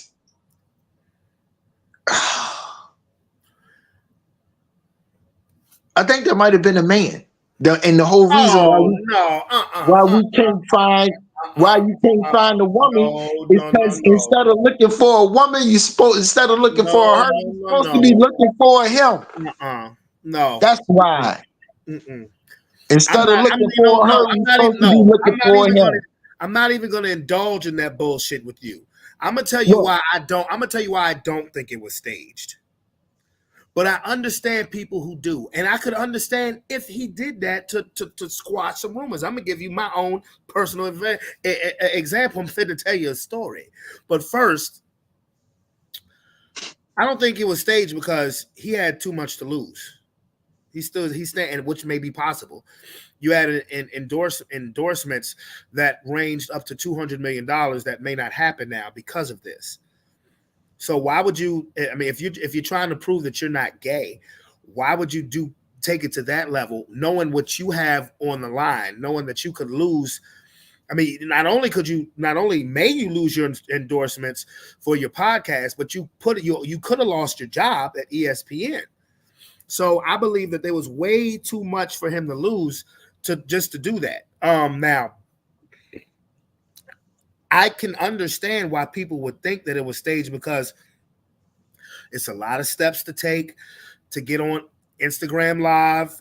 right. And then the whole narrative that was people, that people were saying that thinking that he was a little zesty. But one thing that you got to know, Rob, is that when you make it in the entertainment industry, particularly if you're a dude, if you're successful, everybody, you're going to get the gay tag to you. If you're good at what you do and people like you, there are going to be some people out there who label you as that. I will give you an example. Myself. When I'm finna tell y'all a story. Y'all about to get some gold here. I wish my brother was on here. I wish my brother Somebody was call on. you gay. Let me finish. I wish my brother was on here to back this up. But this is a true story. Buckle up, motherfuckers. I Matter of got fact, the weed. I need alcohol while I tell this. You tell the Okay. story. I got the weed. When I was in Highland Springs, Oh shit.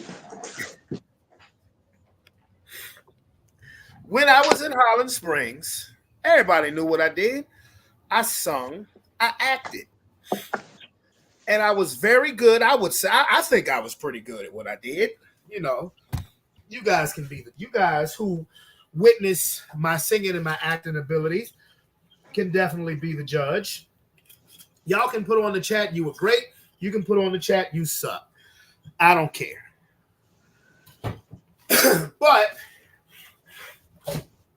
because I was very good at what I did, it always leads to some people thinking that, ooh, maybe he gay. You know, he's very versatile as an actor, and he can impersonate anybody. Maybe he got some sugar in his tank. So, okay. And it's not that it didn't bother me. It didn't bother me because particularly through my senior year, I had a girlfriend. I had a girlfriend that I worked with. She actually had a kid, and um, there was some things that some people saw me doing that, not everybody knew about. Like I remember when I was appreciate you saying my music is good, bro. One time when I was at Popeyes and it was just me and her in the store because the store was closed, but we thought the manager was gone. We started getting it in, and then all of a sudden the high beams flashed on us, and I was like, God damn. But okay. Damn. But that's not what I did. That was, oh boy. One day, me and said brother Sean Vance go to this lady's house. I'm gonna leave names nameless. Go to this girl house. We knew that the whole cheerleading squad and some people from the chorus was gonna be there. So we over there and me now, mind you, me and Sean are the only two dudes. It's two dudes, about 14 girls. Two dudes, about 14 girls. Mm.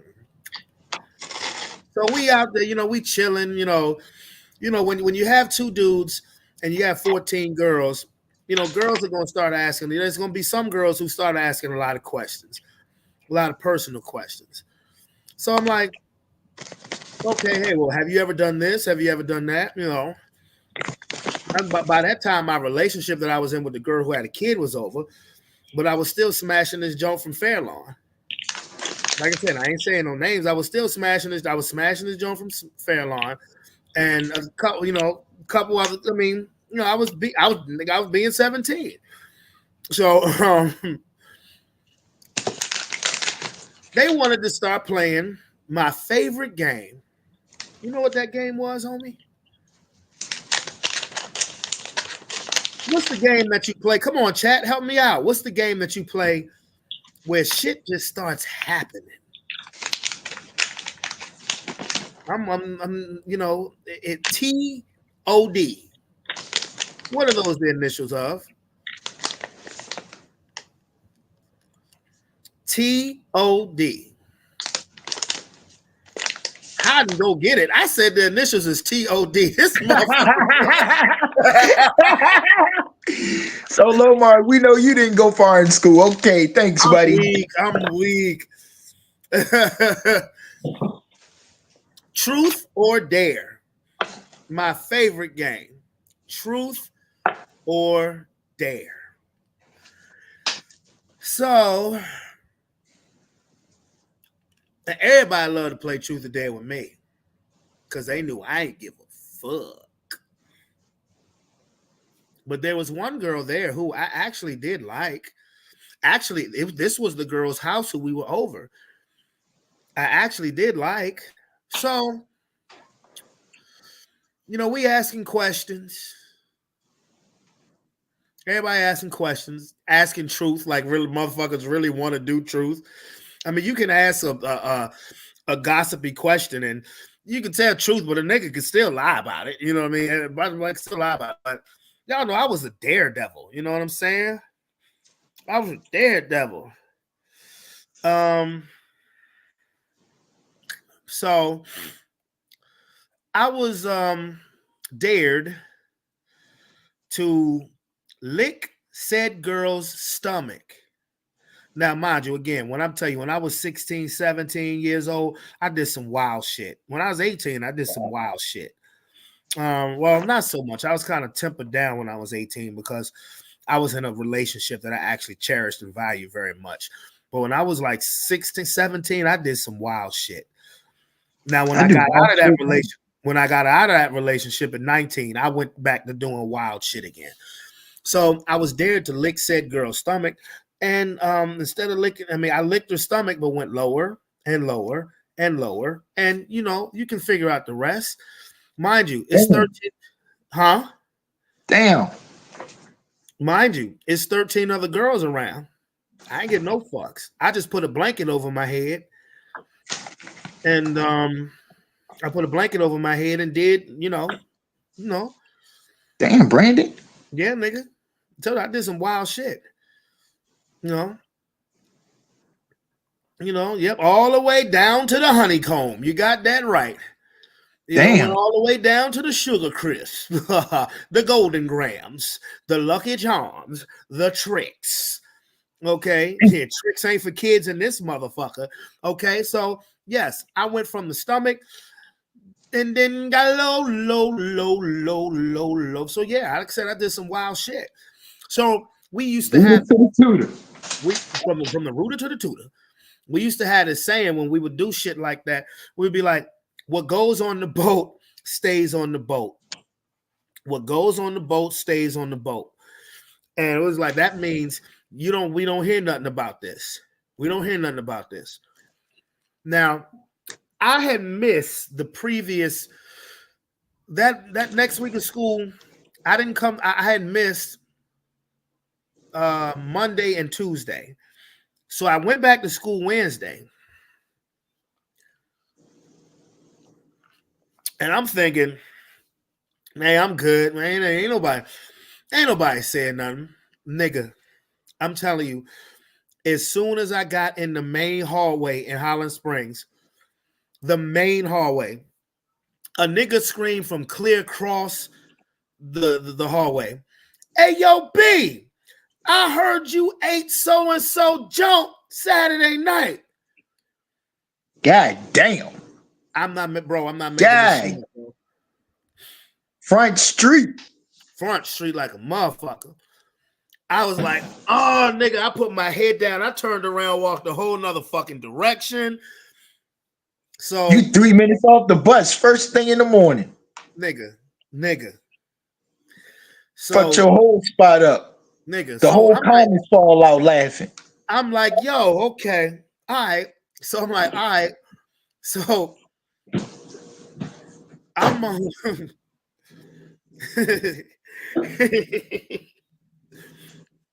so I'm just sitting in class, like my first 2 class periods. I'm just sitting in my class like this. Fucked up. And you know how when you can feel niggas looking at you? When you can feel, you can feel when niggas is looking at you. When people are looking at you and they're like, so you got that I eat ass face. When I get So when I get to chorus class, I'm just like, man, this a bitch. Because I knew my teacher knew. I knew my teacher knew. I knew. But it took me a half a school day for me to be like, oh no, you know what? For one, I'm gonna use this to my advantage because now that word has gotten out that I did this, now it's gonna make all the other chicks around the school motherfucking curious. Ooh, he do that. Ooh, because these hoes ain't loyal. You know that. And I was single. Now you gotta own it. Huh? Now you gotta own it. Yeah. So when I went to lunch that day, they was like, hey, Brandon, I need some cleaning done, I need some cleaning done down low. And I'm like, oh yeah? I'm like, okay, yeah, I got you. But 2, that whole, we think Brandon might be gay narrative, that shit kicked that shit out the window. Out the window.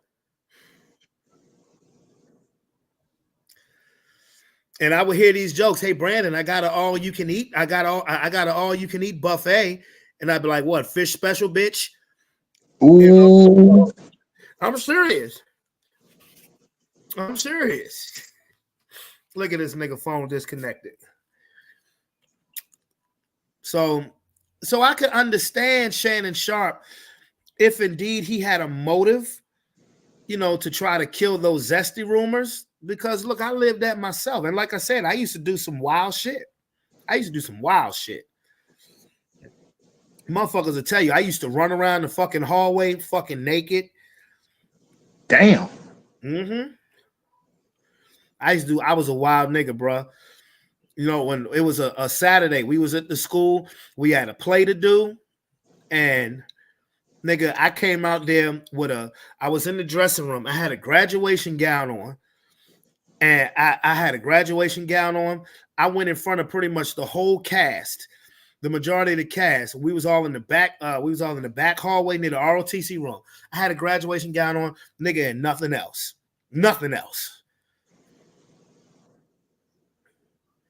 And I flashed everybody and then ran down the hallway with the gown up. I ran up the steps in the science hallway, ran down that motherfucker, like, like I said, but streaking. Streaking. Bro, when I look at it now, bro, it was, do I regret it? No. If I could do it again, would I do it again? Yeah, I sure would. Because it was fun. It didn't hurt anybody. Now, again, I said this is on a Saturday. So it's not like it was a regular day of school. You know what I'm saying? No, I ain't stupid now. But enough people did see me. So you just need to get that wild shit out your system one time, huh? One time. Oh, you made this a regular occurrence. Oh, nigga. Mm-mm-mm. Me Nigga. and my brothers and sisters used to do that shit. We used to make each other run around the house butt naked when we lived in Chesterfield. One time we was at Sean's house. It was a group of us, a group of us, and we was playing Truth or Dare, right? And the niggas, for whatever reason, niggas asked me, hey, Brandon, we dare you to run outside butt naked. I said, oh yeah? Now, this was, it was for every girl, there was a guy. For every guy, there was a girl. So I knew what time it was. I knew what niggas was trying to do. But it's like, yeah, well, let's dare Brandon do something because, this nigga will do anything. So I snuck out of Sean's back door. Nobody saw me get undressed. I snuck out of Sean's back door, ran up and down the street with no goddamn clothes on, knocked on his front door. They was like, who the fuck is this? When they opened up the door, I jumped in the motherfucking living room with no clothes on. All I had on was my socks, nigga, because it was cold outside. It was like, oh shit, he did it. What the fuck? Like, what the Big as your ass is, I'll motherfucker not see you slide off somewhere. Wasn't big back then, bro.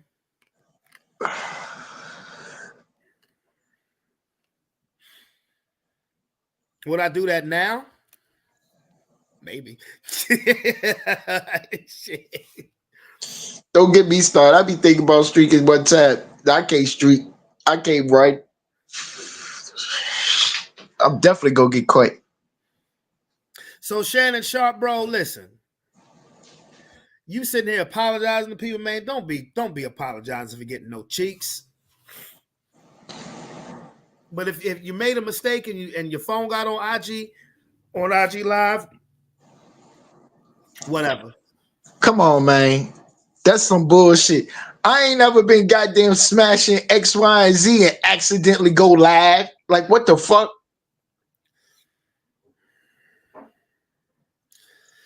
Huh? You know what? Man, I'm banging X, Y, and Z or whatever. And me of all people, I'm gonna hit the live. I'm banging some shit from the back and I'm gonna go like, fuck no. But what if the chick hit the live though? Fuck no. Now I did do a video for a woman though. What if the chick hit the live though? That's what I'm saying. Like, what if he was into what he was doing? Mama Shell.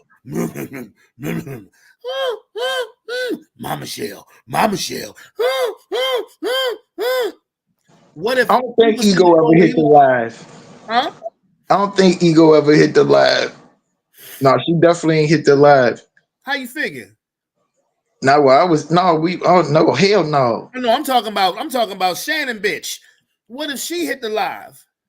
I don't mean to say bitch. Shannon's significant, his lover. Who hit the live? First off, women have this unwritten code about letting people know what they do, whatever they do. Nobody knows who this chick is. It's not like you saw it. All you did was hear it. With the arch in their back and shit. So nobody saw it. Nobody saw it, but who even wants to hear it? I don't disagree with you, sir. And then it was muffled, or it was just cut short. And I don't have the Instagram or whatever to go and search it for myself, but I heard enough. I would hope you wouldn't. I mean, look, he may not have hit the live, but he hit it live. That's my boy right there. That He may not have hit the live, but the motherfucker hit it live.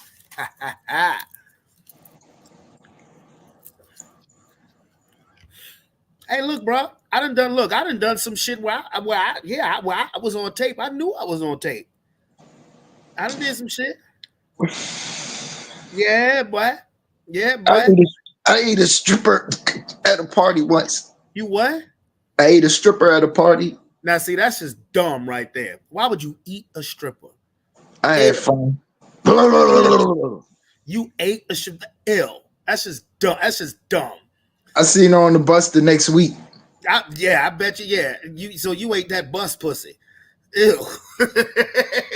She was going to BCU.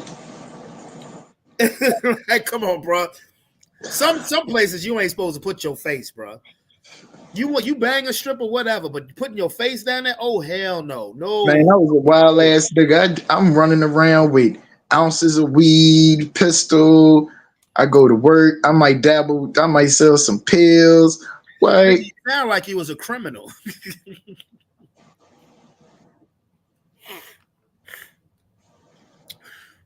No, when I was 19, when I was 19, I had a camcorder, and these chicks came through. These chicks came through like out the blue, And to make a long story short, one of my boys who I was, semi cool with, I knew him through another one of my niggas. And just because he knew that, when it was 1, 2 o'clock in the morning, he knew that I had a crib to myself and hit me up and was like, yo, we got 3 chicks with us. Yo, can we come through? I'm like, all right. I had literally just finished working out. And I said, all right, whatever. And they came through, chilled, kicked it for maybe like an hour or two. And I thought everybody was going to leave. They left. The dudes left. The chicks I thought they had left. But after I thought everybody was gone, I'm about to go to bed. They knocked back on the door. And they were telling me something, nah, we just want to hang out with you. They said they want to do X, Y, and Z with me. I was like, oh, shit, this must be my lucky day. This is motherfucking Christmas in February. Because it was February. I remember it was February. And I had a camcorder. And a warm place to stay. I had a camcorder, bro. And a comfy couch. That's comfy couch is. Fuck a comfy.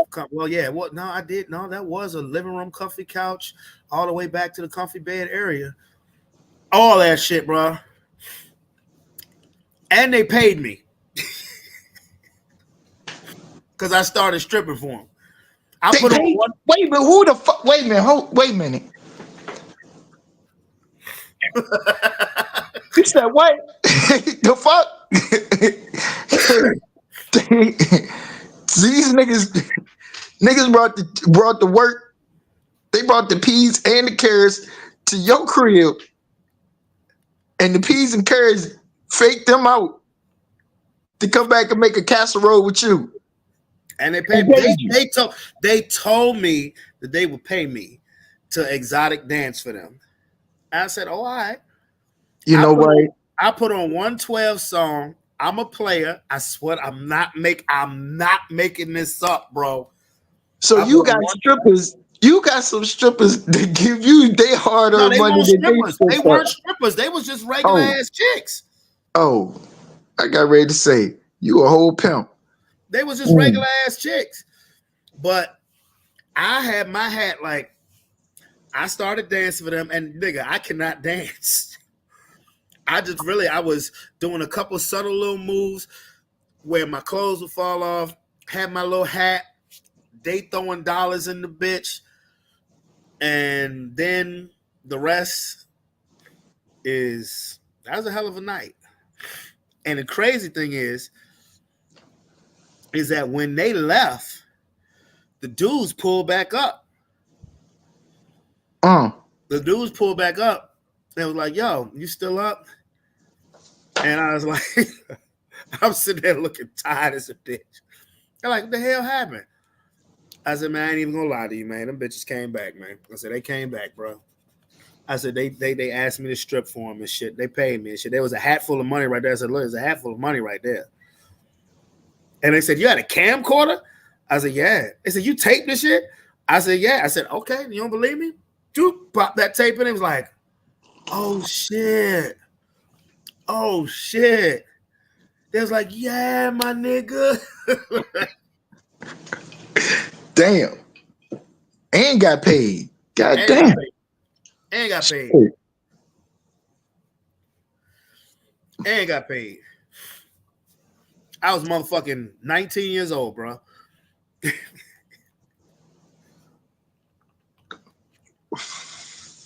And got paid. But anyway, wow. You know, yeah, I guess you guys have found out some things today that you didn't know about me, but it's nothing that I'm ashamed of. Absolutely not. Nothing I'm ashamed of. Um, That's why we call them niggas now, because we used to be wild niggas. yeah, I mean, nothing I'm ashamed of. Given the right circumstances, the right set of females, I'd do that shit again. Come on over here. We guys won't need, don't, no cameras in this bitch. Not now. Not now. Damn it, you want to film me doing what I do? Goddamn it, you got to pay me. Shit. I'm running for president in 2028. Well, you know what? I'm running for president in 2028. I don't give a fuck. You want to use that against me? Yo, I would be that nigga. They would try to use that against me. I'd be like, and so? I'm a heterosexual male. What? Is this the person you want your children? Like, nigga, the people who say that shit, your children don't want to follow you.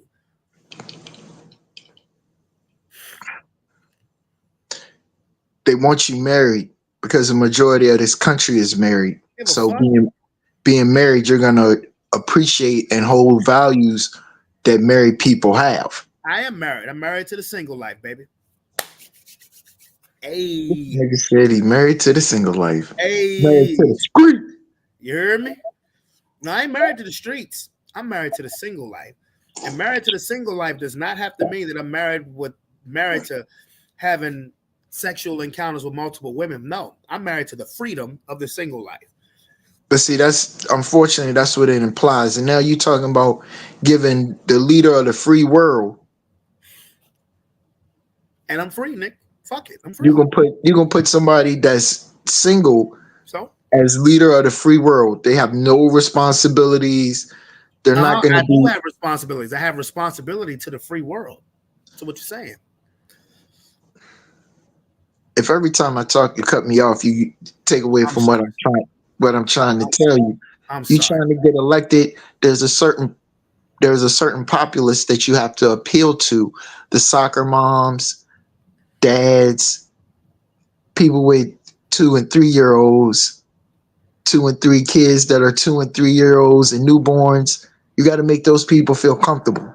So they're not going to be comfortable with seeing a single black man or a single black man with two kids. Well, they're like, a lot of people are going to be like, well, I'm sure he's a nice guy. He's well spoken. He's articulate. He got a plan X, Y, and Z, but his first relationship didn't work out. And you know what my rebuttal to that would be? I'm human. And if I wanted to appease to those soccer moms and those married couples, I would let them know, well, first of all, my children were not, and I know this carries a lot of weight. My children were not born out of wedlock. Okay, and I did not get married because my wife was pregnant. I got married and then we had a kid. It just didn't work out. I'm a human being. It happens. Okay, my inability to maintain a marriage for reasons that y'all don't even know why I'm divorced. You don't know, and I wouldn't go into that because I would never throw my ex-wife under the bus like that, particularly to a national audience. But my marriage, that these politics they play it, that's gonna come up. That could come up all it wants to. But I mean, I would just tell them that I'm divorced for reasons that is really nobody's business. That I'm divorced, that's really nobody's concern, but that doesn't take away from my ability to take this position, because how many married people are in this position that are in Capitol Hill who have mistresses? How many people who held the presidency of the United States had mistresses? At least you know what you're getting with me. I'm single. My main concern is running the country. Now, my main concern would be making sure that the country is good. I wouldn't have the time to worry about no butt. And plus, being the fact that I'm already single and lonely, I've had a lot of practice. Okay? So, 2028. Who voting? Who voting for your boy? Y'all think it's a joke. there are there would be there could be some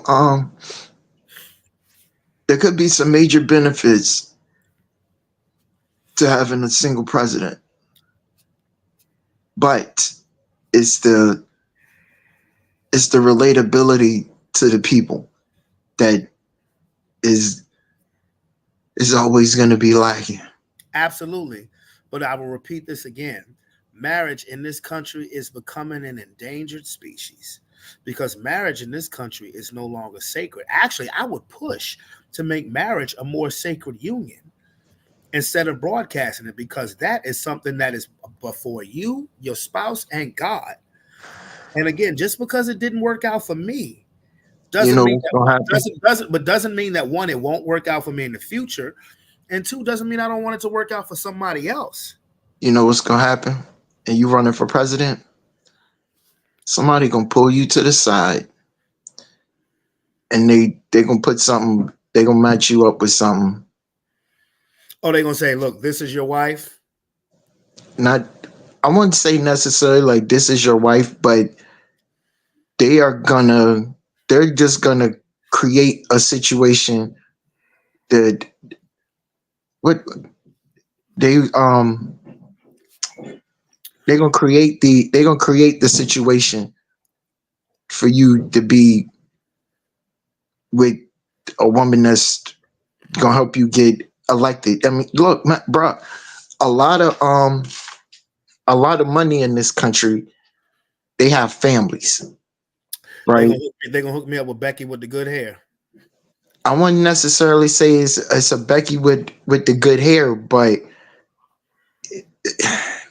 we talking about these families like that that own like trucking companies and cattle companies, families doing it in real estate, they in accounting, they got their son, they got their daughter, and you know what, in accounting. um they're an engineer. The dad was an engineer. The daughter's an engineer. The son is an engineer. They in the military. The dad is in the military. The sister's in the military. The brother's in the uncle. You Oh know what I'm yeah. saying? So they're all gonna be sitting around. So let's say it's you and some other candidates, right? And you're outranking some of the candidates. Like every time they put you up against some of like let's say it's three of y'all, and every time they put you up against the other two candidates, even if you're better than all of the candidates on all of the issues that matter, that one issue not being, man, you're a fucking fantastic father. Spend like quality, spend time with your kids, like you get back to the community and shit, but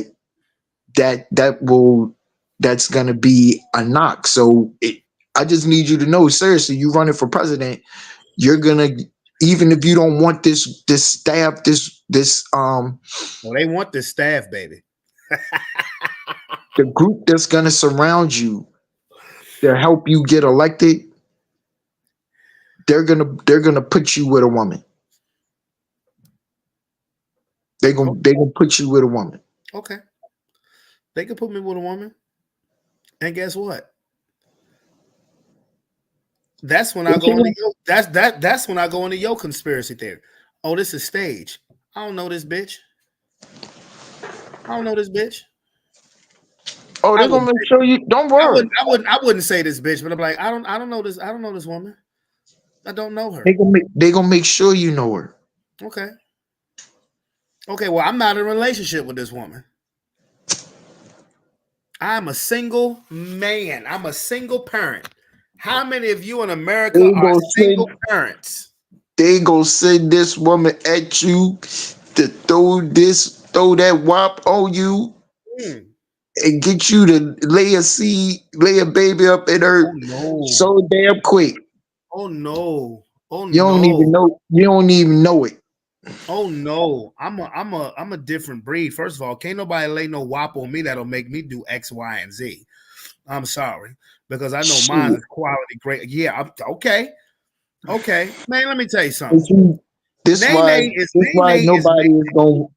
This why nobody is gonna vote for a single person as president because you're going to be seen as having As a flaws that can be attacked.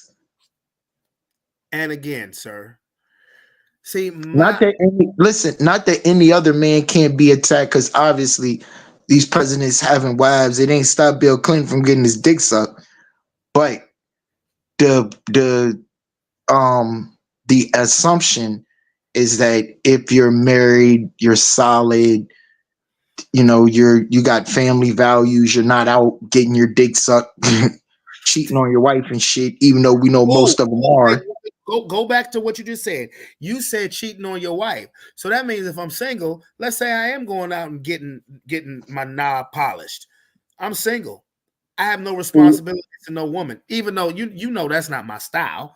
That's not my style at But all. now we talk about the leader of the free world going out and getting a fucking blowjob from a random, just any old random bitch you run into.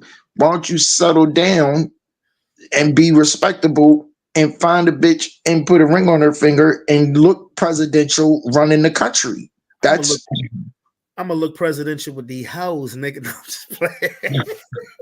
see, that's what niggas don't. That's what motherfuckers don't want. I don't want that, bro. You know that's never been my style. But don't worry about it. That's why a single person, a single man or woman running for president is not gonna. It's not gonna happen. Bro, you know what? When I announce my candidacy, I don't believe for a second that I'm gonna win, because first of all, I come with too much of a morality. My values are moral, and there is no place for moral values running this country. My goal would be Not right now. Not ever, bro. My goal is to get a message across that would make people think, matter of fact, it may put my life in jeopardy, because I believe I would change a lot of people's mindset, way of thinking. That would be my goal. That's the only reason why I would say, do I think that I could actually run the country? Actually, I do. I really do. But my goal would be to spark a mindset, a different way of thinking, a different way of conversating. These motherfuckers up here in Capitol make. First of all, I believe that these elections are predetermined anyway. Oops, did I say that? I would pretty much be there to put on a good show, but I would infect your consciousness with my moral values.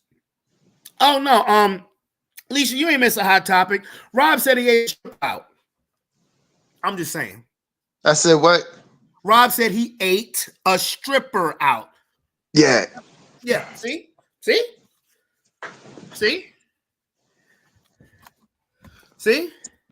That what he said. At least I've been giving Holland Springs flashback stories. You know, I'm a gangster and I love it, Grandpa. ain't nothing gangster about you eating a dirty ass stripper out. That's just stupid. That was some good pussy, and she won't dirty neither. Okay. She might have been embarrassed. Yep. She ain't say stop. You tasted a lot of dudes when you did that. I just want you to know. You tasted a lot of dudes when you did that. Mm-hmm. I was drunk as a bitch too. I bet you were. Blame it on the alcohol. All right. I was drunk as fuck. Well, look. When I went down on a girl in front of 14 chicks, won't no liquor in my system. I knew what the fuck I was doing. So, what can I say? And she won't a stripper. You heard? I knew what I was doing too.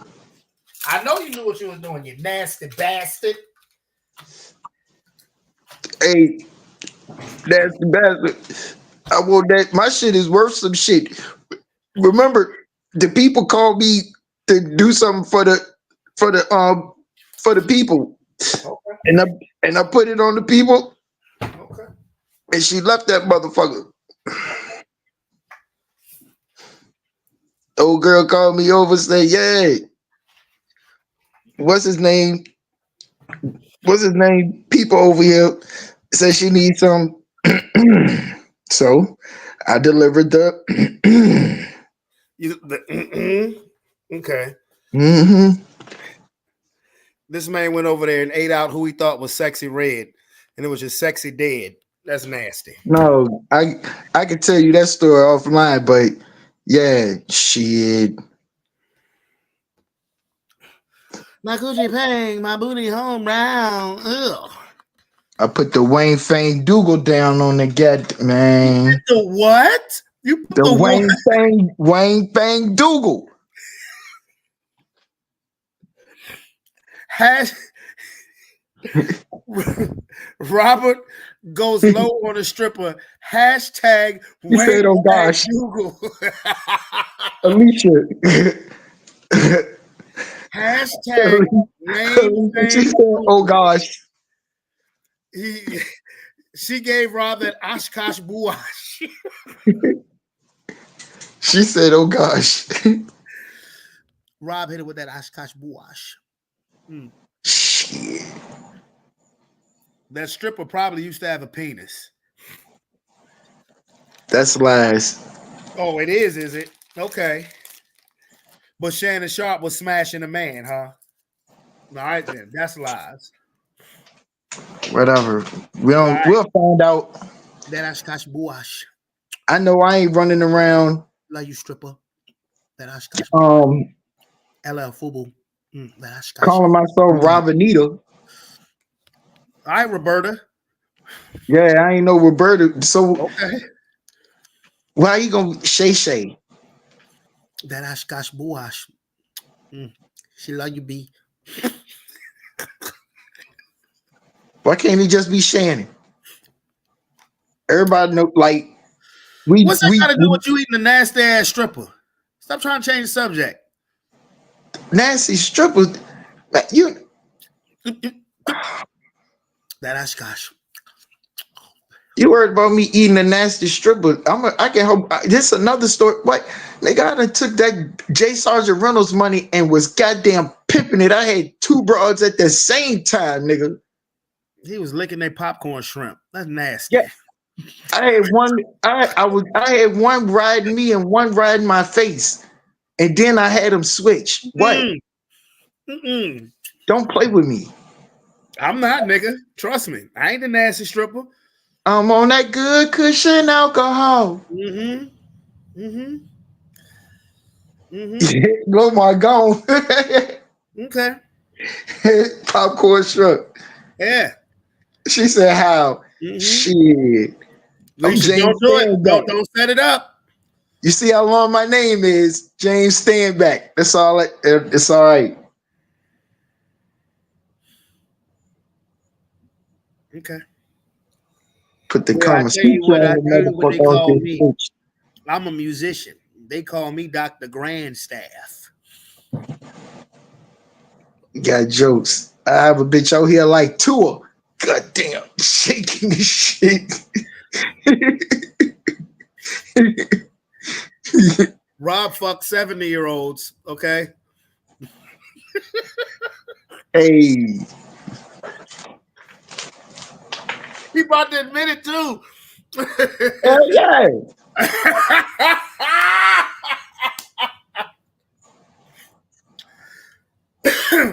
Rob fucking bitches for Social Security. How when I got my own? That's not even funny.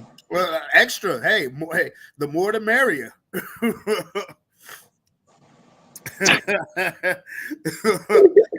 He popping chicks for that double ARP. No, Alicia, I don't just do anything. The hell, I got standards now. I got standards and morals. What about then? No, then I ain't have none. I got them now, though. I'm good. And look, Alicia can verify a lot of the stories that I told. How I used to run around shit butt naked and flashing people and all that stuff. I ain't lying about that shit. I used to do some wild shit back in the day.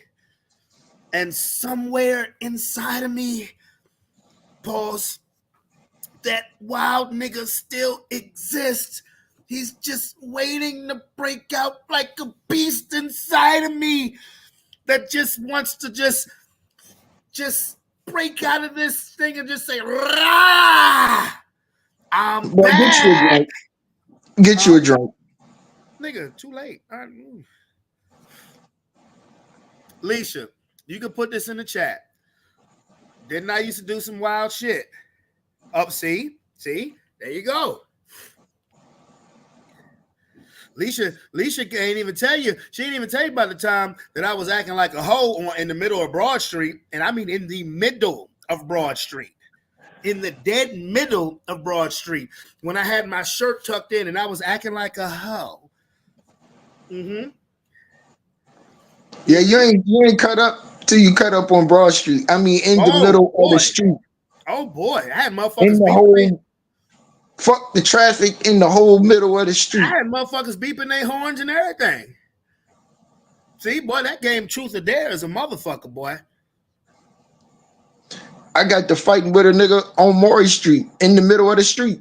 Oh shit! See, she brought up the mall on Halloween. See, they should have seen me do some shit. You was naked then too? No, I won't naked.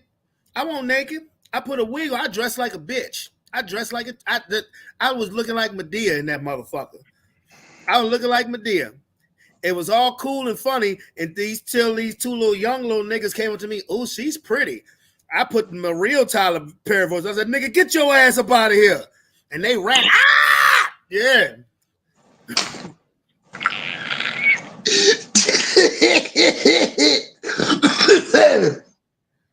Yeah. Lord.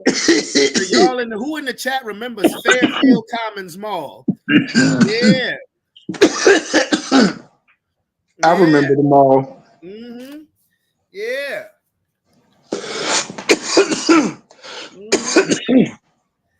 You was cute that night. Kiss my ass. Oh shit. No, she did. I was pretty though. I was pretty. I was.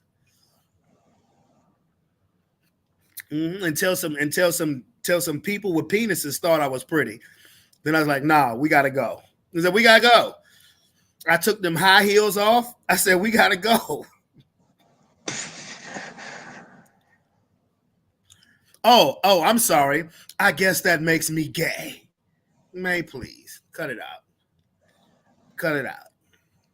No, if I was on the run from the feds, I'd dress up like a female. You dress like a female if you was on the run from your bitch. No. And plus, I'd make an ugly ass woman. Yes, you would, because you an ugly ass nigga.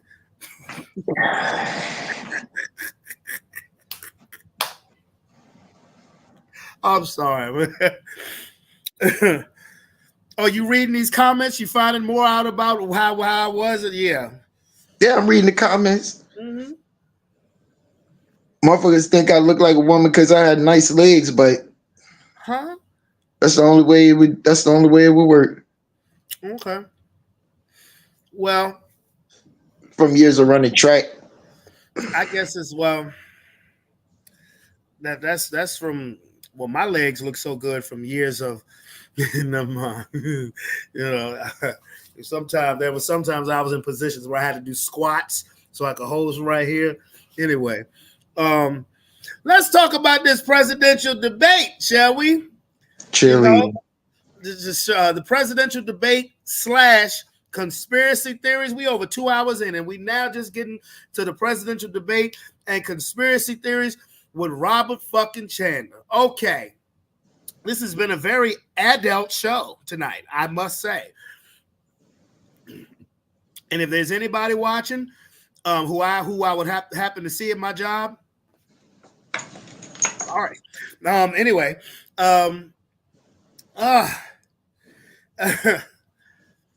I watched the debate.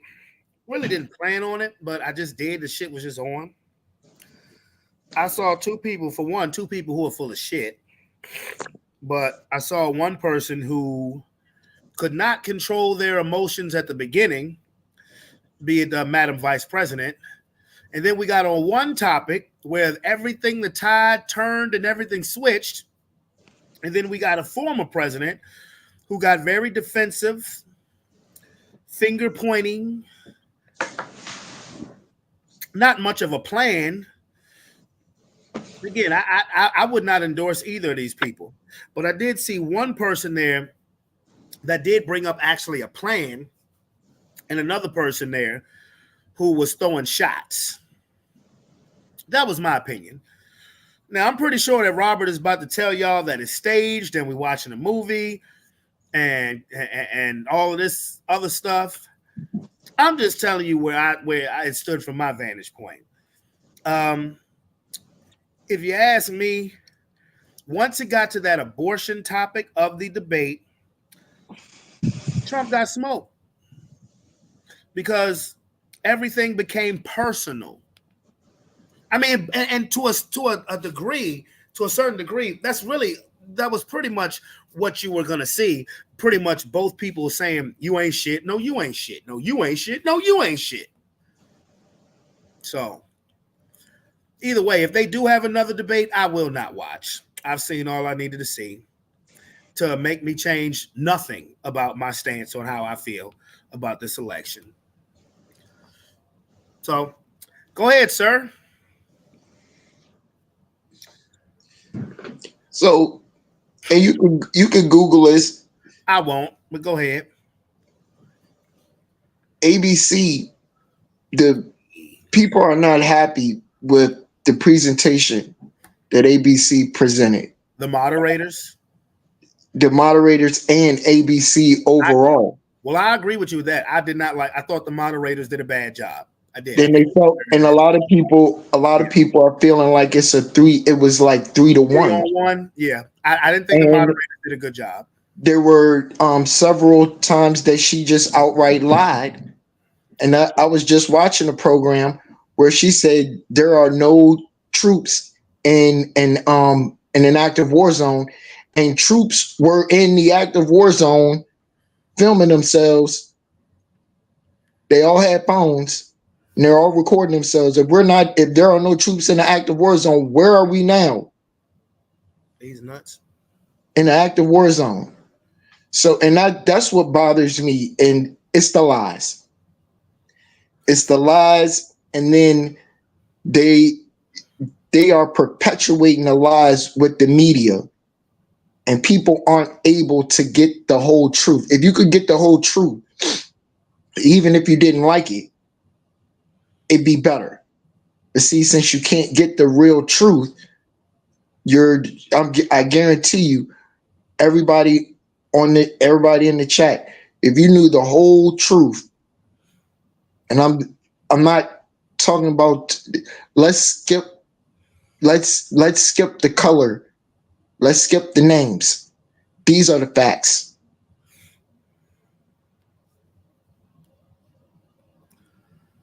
Child sacrifice. Okay. Satan worshiping. Trafficking men, women, and children. I need you to, if you're on this stream and you got a gumption of just an ounce of being an adult, these are the issues that matter. These are the issues that matter with your bitch ass. I didn't say that. You can put an apple in front to lead. You can put a ham sandwich in front to lead. You can put a raccoon. Doesn't matter. Right now, unfortunately, this movement chose a particular person. Let's not kill the messenger. Let's just stay on track with the message. That's what I had to do for myself. I put aside all the politics. This the shit that mattered to me. I got kids. A motherfucker touch my kid, and I'm ready to touch them. I'm ready to touch anybody else that touch a motherfucking kid. Pause. I'm helping you out when I'm saying that. I promise you. And you worshiping Satan? Yeah. Your ass mine. You worshiping Satan, I'm gonna help you meet him. Woo! You trafficking men, women, and children. These people are so diabolical. They are, you know, the effort that it takes to traffic a grown man. That's real shit. I'm talking a grown man. These people are trafficking 17, 18, 23-year-old grown men. They done broke them down so much. They black, they white, they a whole bunch of colors. They done broke them down so much they won't even speak up for themselves. They won't say no. So if they'll do that to them and use the media to perpetuate and attack anybody that's trying to stop it, what do you think they're gonna do when it's your turn?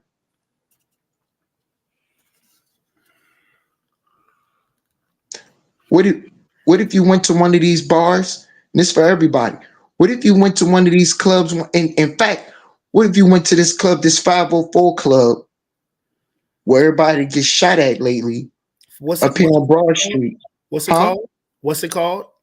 504, I guess it is. You mean Or the five? address is 504. Oh, I don't know. The address is 504 West Broad Street. Let's say Okay. you go in there one night and order a rum and coke.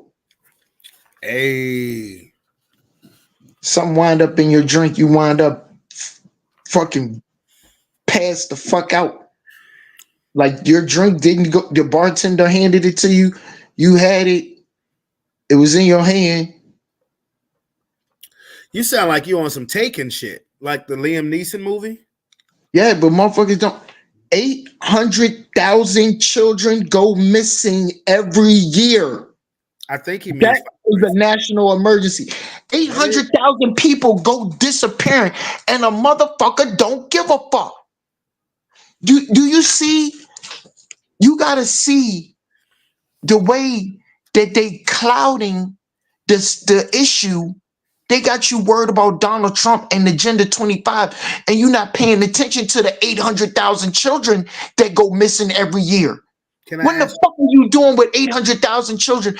And why isn't anybody got them 800,000 children? No argument there, sir. I just have a just. What does that have to do specifically with the debate? With the debate, Mm-hmm. she needs to argue him down and make him look inferior so that he doesn't win at any cost. Because if he does, that food supply of 800,000 children that they're using for Satan worship and adrenochrome is going to stop. Well, don't you think he makes himself look inferior by the way he chooses to approach certain questions during the debate? Just a question. He might seem inferior, but then again, that's why I keep reminding our audience when watching a movie. You know how cocky you can act when you know what the end is going to be? What?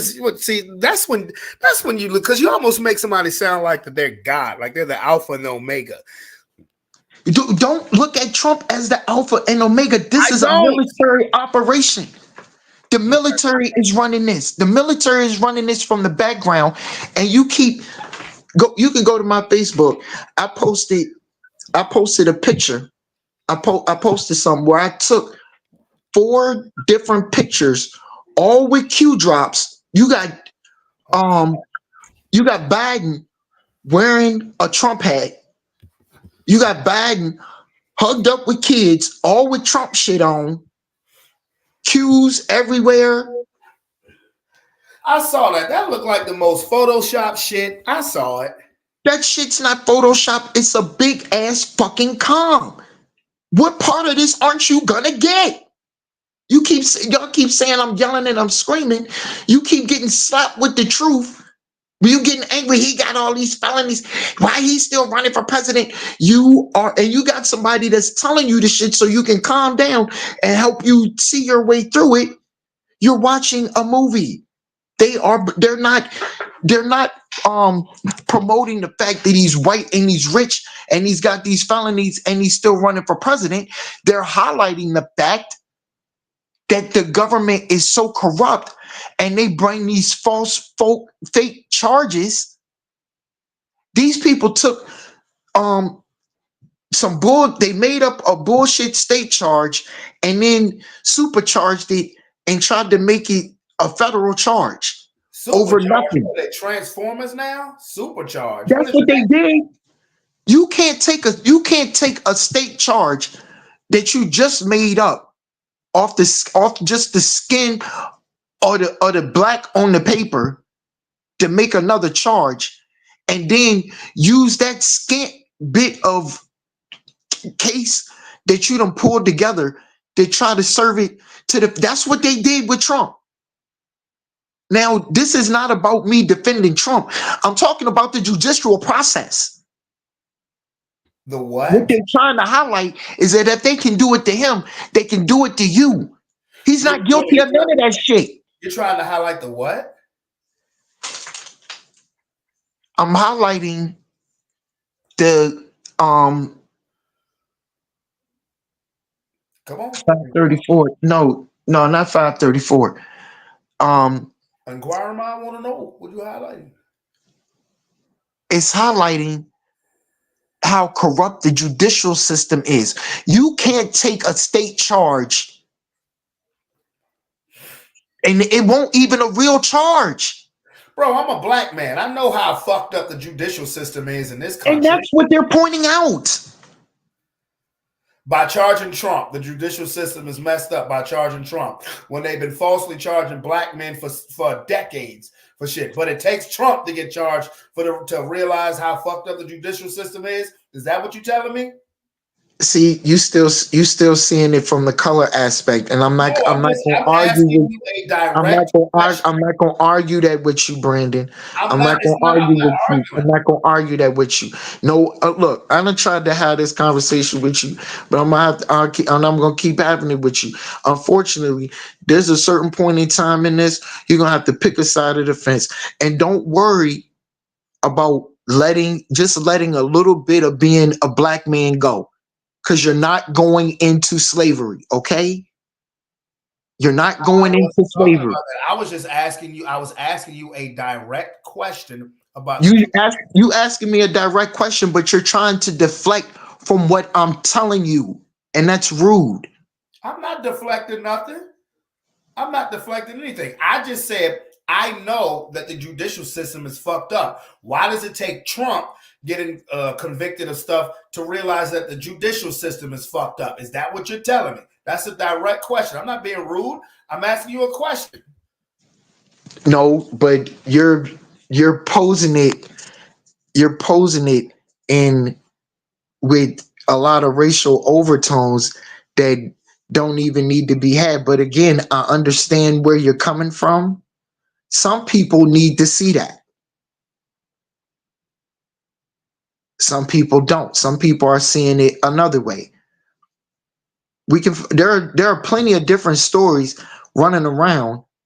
We don't just on the corruption of the judicial system. We don't just have to focus on Trump and his felonies and still running for president, or the fact that since they can't lock him up because he is the commander in chief, and when they do go to attempt to try, that's why they push the sentencing off. And anybody that goes to try to actually put some cuffs on him, watch and see what happens. Go and do it. I dare you. I double dog dare you. I quadruple, dipple, duple, double dog dare you. I double dog dare you. Go to put some handcuffs on him and see what happens. Okay. Because he's a commander in chief. Hashtag quadruple, double, dipple, dip, dog shit, dare you to put some cuffs on Trump. But if he doesn't get elected, it may happen. Now, I'm going to ask you, what's going to happen? Are we going to have January 6th all over again? No, we're not going to have January 6th all over again. That what it sound like, my nigga? No. We are going to have some rough times. I won't say it's January 6th, but we are going to see the appearance of the military. I've been told there are 17 cities that we're going to lose to the cabal. You've been told this. Who you told this by? State your source, gangster. But see, these are people y'all not gonna listen to. You're not gonna listen to. Oh, so that means it's from QAnon people, right? Right? They're not QAnon people. They're patriots. Okay. See, look, listen. You laughing, right? But you're not. You you're not giving enough credence to the fact that we could be in a silent war. If you understood that we could be, I can we're understand. in a we're in a silent war. I can understand that, sir. These people are using telecommunications and media to shape what people think and how you voice your opinion and share with others. Uh-huh. I can understand that. I can dig it. I mean, it's fine and it's good to have discourse, but and a discourse in adult conversation. But then we reach a point where you're either telling the truth or you're telling lies. Uh-huh.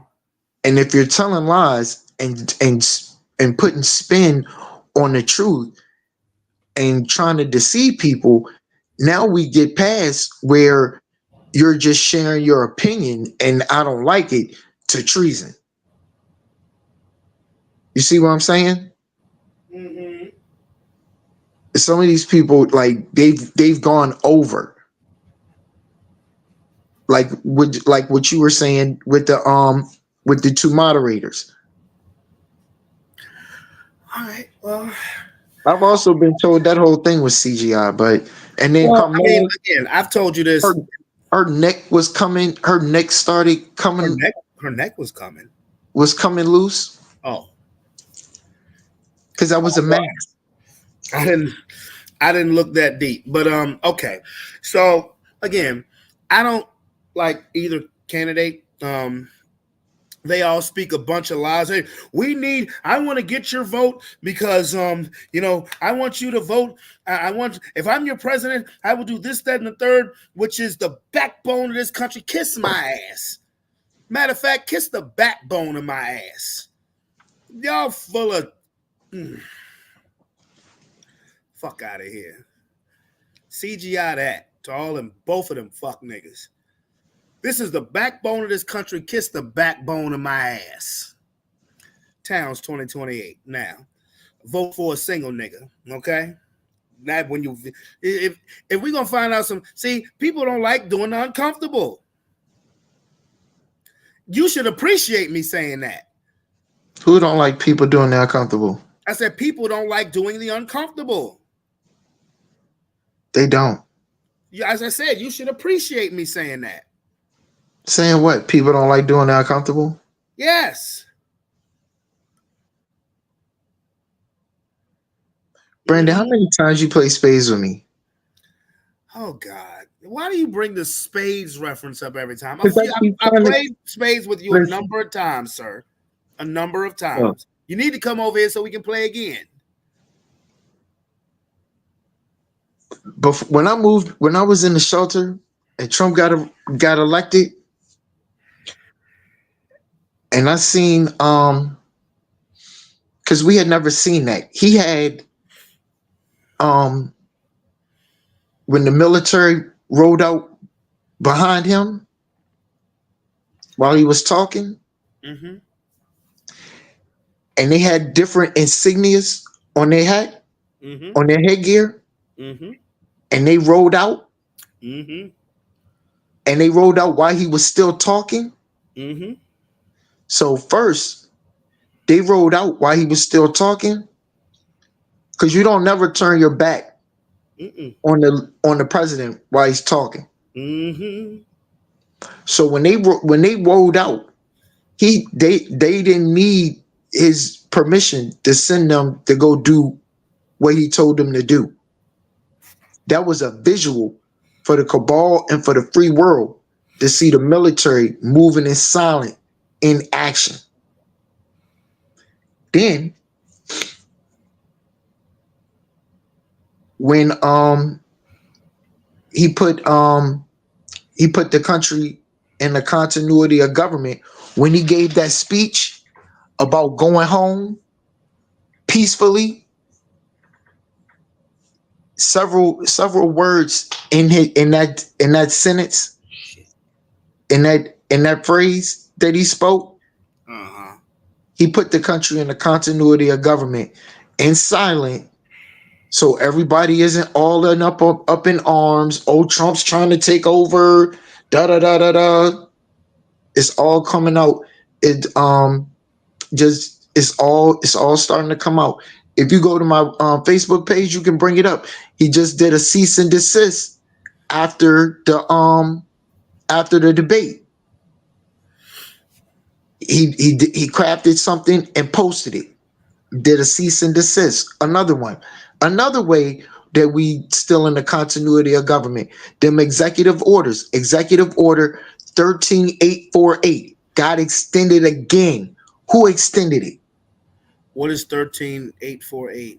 Google it. Executive order 13848. I He got you. seized the I I'm gonna got you on explain wax. it. He Okay. he no, but having me say it does not. I'm trying to take away just me verbalizing it where you see it. It's not just my word and we sitting here talking about it. You just bring it up on Google. Executive Order 13848, and we can all read it. Continuity of government. I'm not. That's why I keep saying the same thing. If you don't go or want to go and read the shit that I read to know what I know what I'm talking about. I didn't want to believe it either. I didn't want to believe that Michelle Obama wanted a woman. I didn't want to believe that Barack Man, Obama what is was this? a Muslim Newport smoking, a Muslim faith denying Newport smoking faggot. I didn't want Whoa. to believe that. I didn't Who- want to believe that Barry Sotomayor had shot a United States Marine with blindfolded while they had a fucking sack over their head, but I seen it. You saw it. Yeah. I didn't want to believe that they didn't crash two planes into the building for 9/11, but I've seen enough information. I know they didn't do it. I know how they did it. I didn't want to believe that they blew up Building 7 because of Nasser Gassera, because it had the information and the goal that they were supposed to release. And that's why you never keep hearing about Building Number 7. Building 7 was never hit by a plane, but it still went down. How and why? You don't ask them questions. If you're not going to ask the hard questions and go looking for the answers, that's why I'm sitting here telling you, I'm telling you. If you want to believe if you just want to take the words out of my mouth, trust me, I got some shit that will scare your fucking ass. You will Hey, not go to sleep. bro, leave my. I promise you, I will. I've had I've had some 80 proof. You know, stop yelling at my audience, nigga. I tell you some shit that have your ass goddamn scared to cut the fucking light off at night. Man, please, nigga, please. I bet you won't. Shit. Shit, because whatever's gonna happen, what's gonna happen. I'm a child of God, homie, of the Heavenly Father. Whatever's gonna happen, gonna happen. Here's your executive 18848. Go ahead, read it. Hold on, you know I'm on my phone. Let's see if I Oh, can make this. oh, here we go. Here we go. What I'm drinking? I'm drinking that. I'm drinking that No, rum, boy. What I'm drinking, boy? I'm drinking that rum, boy. That rum no. and Pepsi. Go back and put where it was extended. Oh God. Go to the official White House website. Fuck the White House website. Okay, I'm gonna put this extended. Yeah.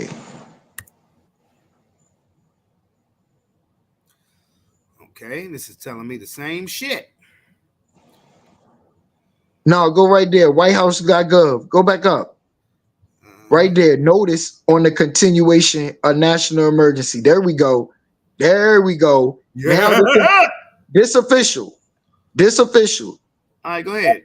Read this motherfucker. Yeah, there we go. Go ahead. On September 12, 2018, by Executive Order 13848, the President declared a national emergency pursuant to the International Emergency Economic Powers Act to deal with the unusual and extraordinary threat to the national security and foreign policy of the United States constituted by the threat of foreign interference in or undermining public confidence in United States elections.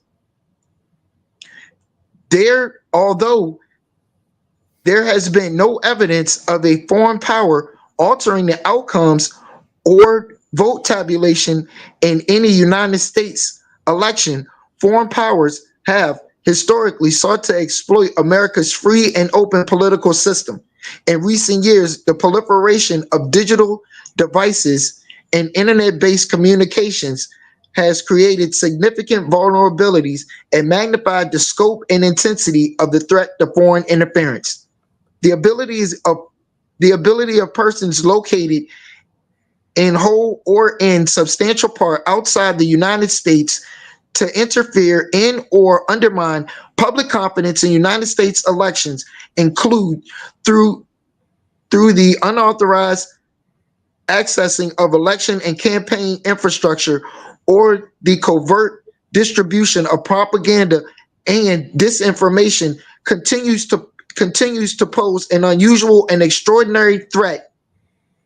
Hold on, continue to an extraordinary threat to the national security and foreign policy of the United States. For this reason, the national emergency declared on September 12, 2018, must continue in effect beyond September 12, 2021. Therefore, in accordance with the section of the National Emergencies Act, I'm continuing for 1 year the national emergency declared in Executive Order 13848 with respect to the threat of foreign interference in or undermining public confidence in United States elections. This notice shall be published in the Federal Register and transmitted to the Congress.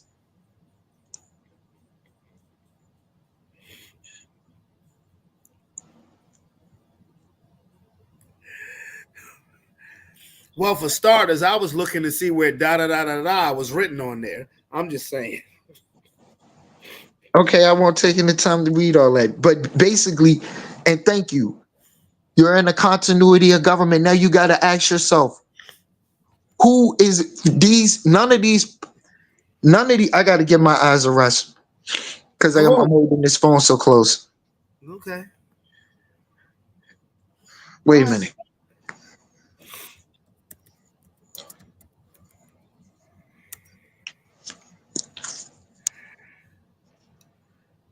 None of these policies benefit Joe Biden or his administration.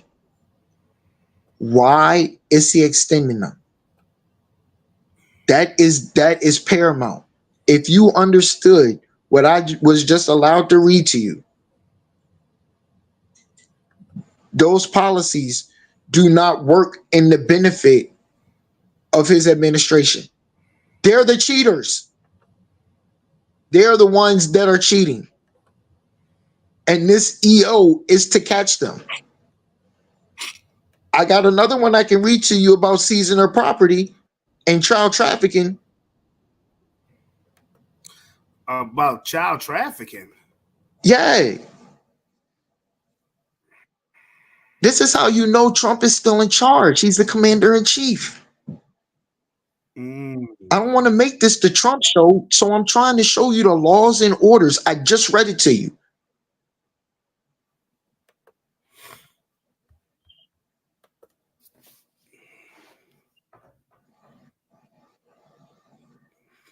Okay.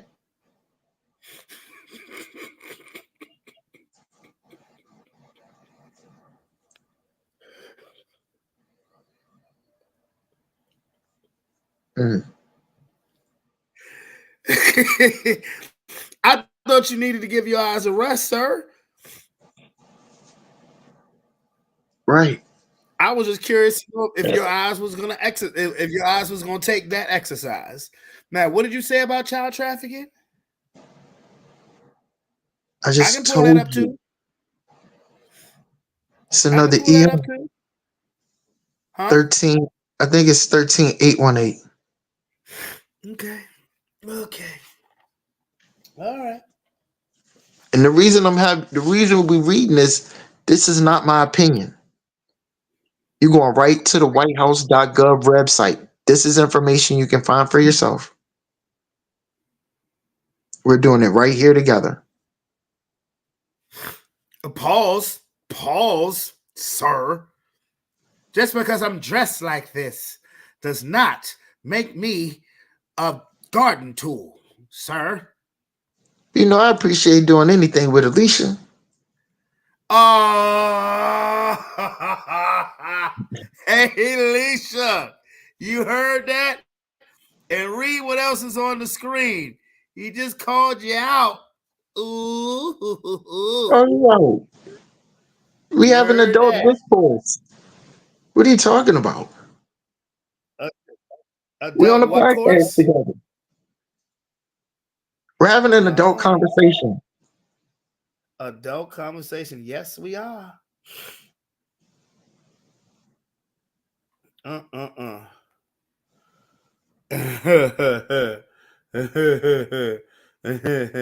He said, "Don't put me in this." Oh, too late, motherfucker. You already in this. Oh, he want to put you in something. Yeah. Okay. So all right. So now. Okay. Mm-hmm.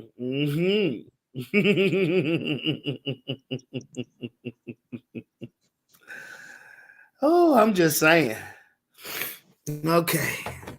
So Keep that same as we energy. roll away from these, as we roll away from these nuts, as we roll away from these nuts. Okay. Yeah. All right. Now, what are you talking about? Matter of fact, bro, I got to draw the line. I don't want to read no shit about no. I got two children upstairs.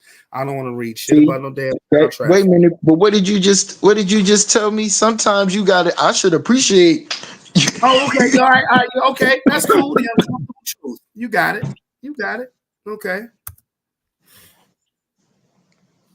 You got it. See, until this, what I had to do for myself because I was stuck on that black and white shit till I understood they need to the people, these evil people, they need to use Mm-hmm. the they need that race card and they need us to hold on to that race card and stay Mm-hmm. blind. If you let the race card go and you pay attention to some real facts, seeing you doing it again. You think it's Okay. funny? I just read it to you. You think the shit is funny?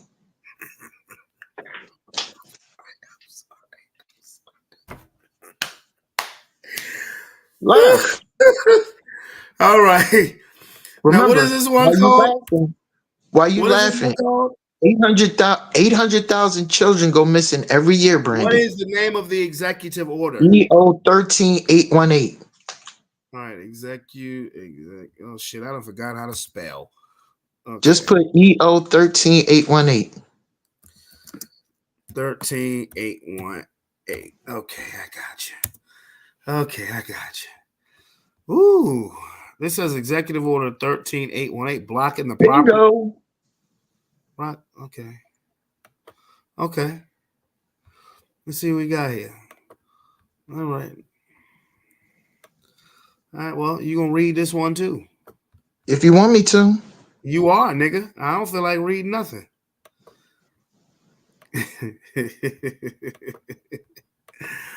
All right. Go ahead. Go for it. While I fix me another drink. Go ahead. Go ahead. Come on, hooked on phonics. Let's read it.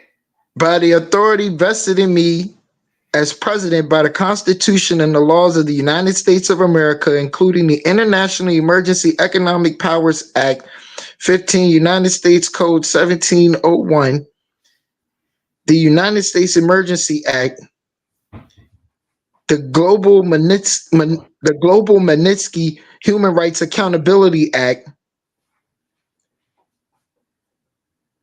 Public Law 114 328, the Act Section 212F of the Immigration and Nationality Act of 1952, 8 United States Code 1182 F INA in Section 301 of Title 3 United States Code. I, Donald L. Trump, President of the United States of America, find that the prevalence and severity of human rights abuse and corruption that have their source in whole or in substantial part outside the United States, such as those committed or directed by persons listed in the annex of this order, have reached such scope and gravity that they threaten the stability of international political and economic systems. Human rights abuse and corruption undermine the values that form an essential foundation of stable, secure, and functioning societies. You got to come move the rest of it so I can read the rest of it. All right. But either way, it's happening. The shit is real. Shit is real. It's real in this field. Mm-hmm. See, this ain't about him. This about these orders, what he's trying to stop. Mm-hmm. Have devastating impacts on individuals, weakening democratic institutions, degrade the rule of law, perpetuate violent conflicts, facilitate the activities of dangerous persons, and undermine the underlying economic markets. The United States seeks to impose tangible and significant consequences on those who commit serious human rights abuse or engage in corruption, as well as protect the financial system of the United States from abuse by these same persons. I therefore determine that serious human rights abuse and corruption around the world constitute an unusual and extraordinary threat to the national security, foreign policy, and economy of the United States. I hereby declare a national emergency to deal with that threat. I hereby determine the order. Section 1. A. All property and interest in property that are in the United States that hereafter come within the United States or that are or hereafter come within the possession or control of any United States person or the following persons are blocked and may be transferred, paid, extorted, withdrawn, may be transferred, paid, extorted, withdrawn, or otherwise dealt in. 1. The persons listed in the annex in this order. 2. Any foreign person determined by the Secretary of the Treasury in consultation with the Secretary of State and the Attorney General. A. To be responsible or complicit in or have directly or indirectly engaged in serious human rights abuse. Bring back on screen. You are on screen. You never left. You're right here. Oh, my bad. I made the screen large. So this what happened. This part of the story how I got busted. On Twitter. Okay. Huh? No, you said how you got busted. Okay. Yeah. This part of it. On Twitter, the dude that owned Twitter, what's his name? Dorsey. Elon Musk? Oh, okay. No, Dorsey. When Dorsey owned Twitter, right? They had, if you knew the string of characters to put in, you could go and watch an auction with kids and bid on an auction with kids. That sounds like the Talkin movie, like Talkin 1. Yeah. Okay. Real shit. Okay. But these aren't just any fucking body.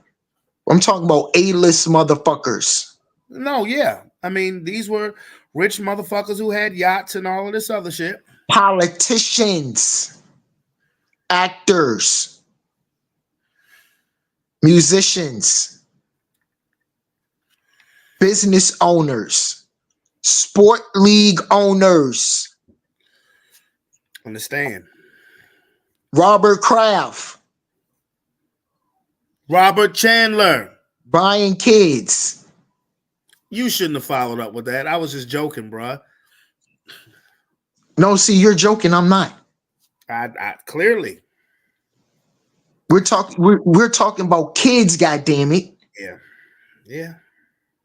Because if you don't fight, there's this old saying that goes, when when they came for this person, you didn't say nothing. When they came for them, I didn't say nothing. When they came for them, I didn't say nothing. When they came for me, there was nobody there for me. See, that's why we got to stick up and stand up against evil. No I, I no understand that no it's hard to discrimination. stomach. I understand that it's hard to stomach Trump. I understand that, and that's why I told the person who was telling me. I said, "Look, the Trump shit. I can't do that. But what I can do, what I can get behind, pedophiles, Satan worshipers, you traffic men and women. That means these are people who wait to catch you while you might be out traveling by yourself. Say you want to go 2 or 3 states. You motherfuckers catch you on the road. You thinking you in the car asleep, your ass go missing. That's why we got to stand up against these motherfuckers. That's what it's about. And they especially love black women because they want your melanin. They want your Melanin. melanin. They Melanin. want every. That's why black women go missing. That's what they don't want to talk about. That's why black women go missing. They want your whole goddamn body. The younger, the better. They want your brain. They want your spleen. They want your kidney. Both of your kidneys. Can I Good read money. something to you, sir?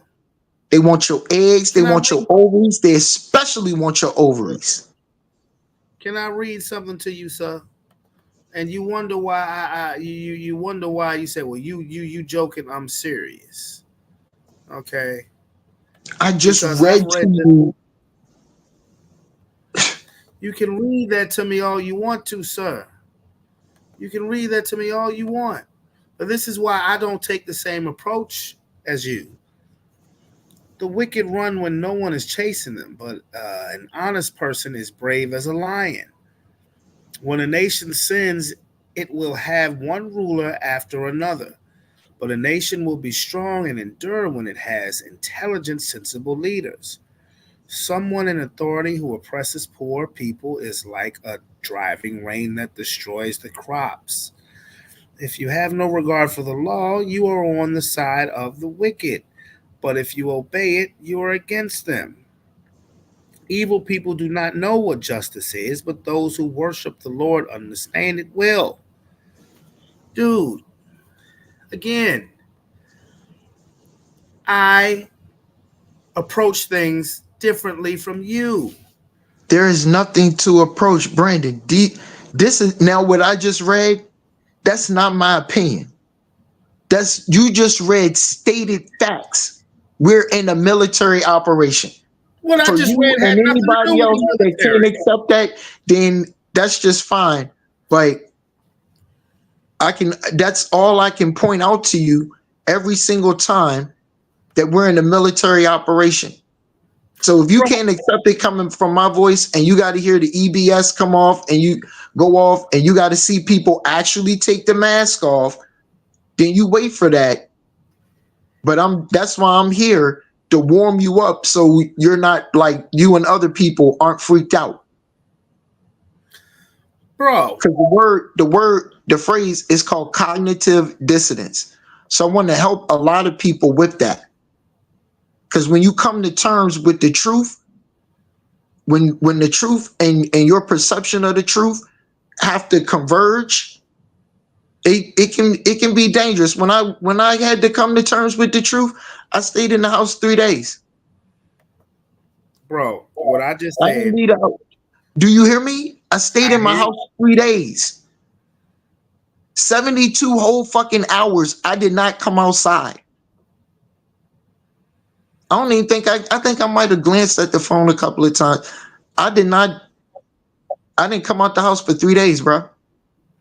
Bro, what I just said had nothing. What I just said had nothing to do with military disclosure. I just read some proverbs, bro. Yeah, you read Proverbs, and that's all well and fine. But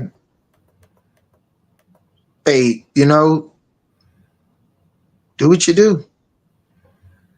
But I keep telling you, this is why I don't let that stuff bother me.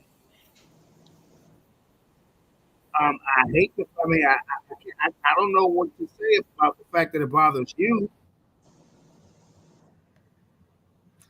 No, the only thing that bothers me is that people won't wake up and that they're blinded. They're blinded by the color and the presentation. I had to see I had to see past the presentation. I understood that they were trying to send a message. That's why the person that showed me what was going on, I had to tell them, look, kill the Trump shit. Because when they were making phrases and everything was Trump, Trump, Trump, it just distorted. It made it hard for me to listen to what they were saying. So I told them we need to go on a different track. We just need to find something that I can latch on to, and then that way I can share it with other people. So now when I talk to other people, I don't talk to you about Trump. I talk to you about the issues that you can sink your teeth into.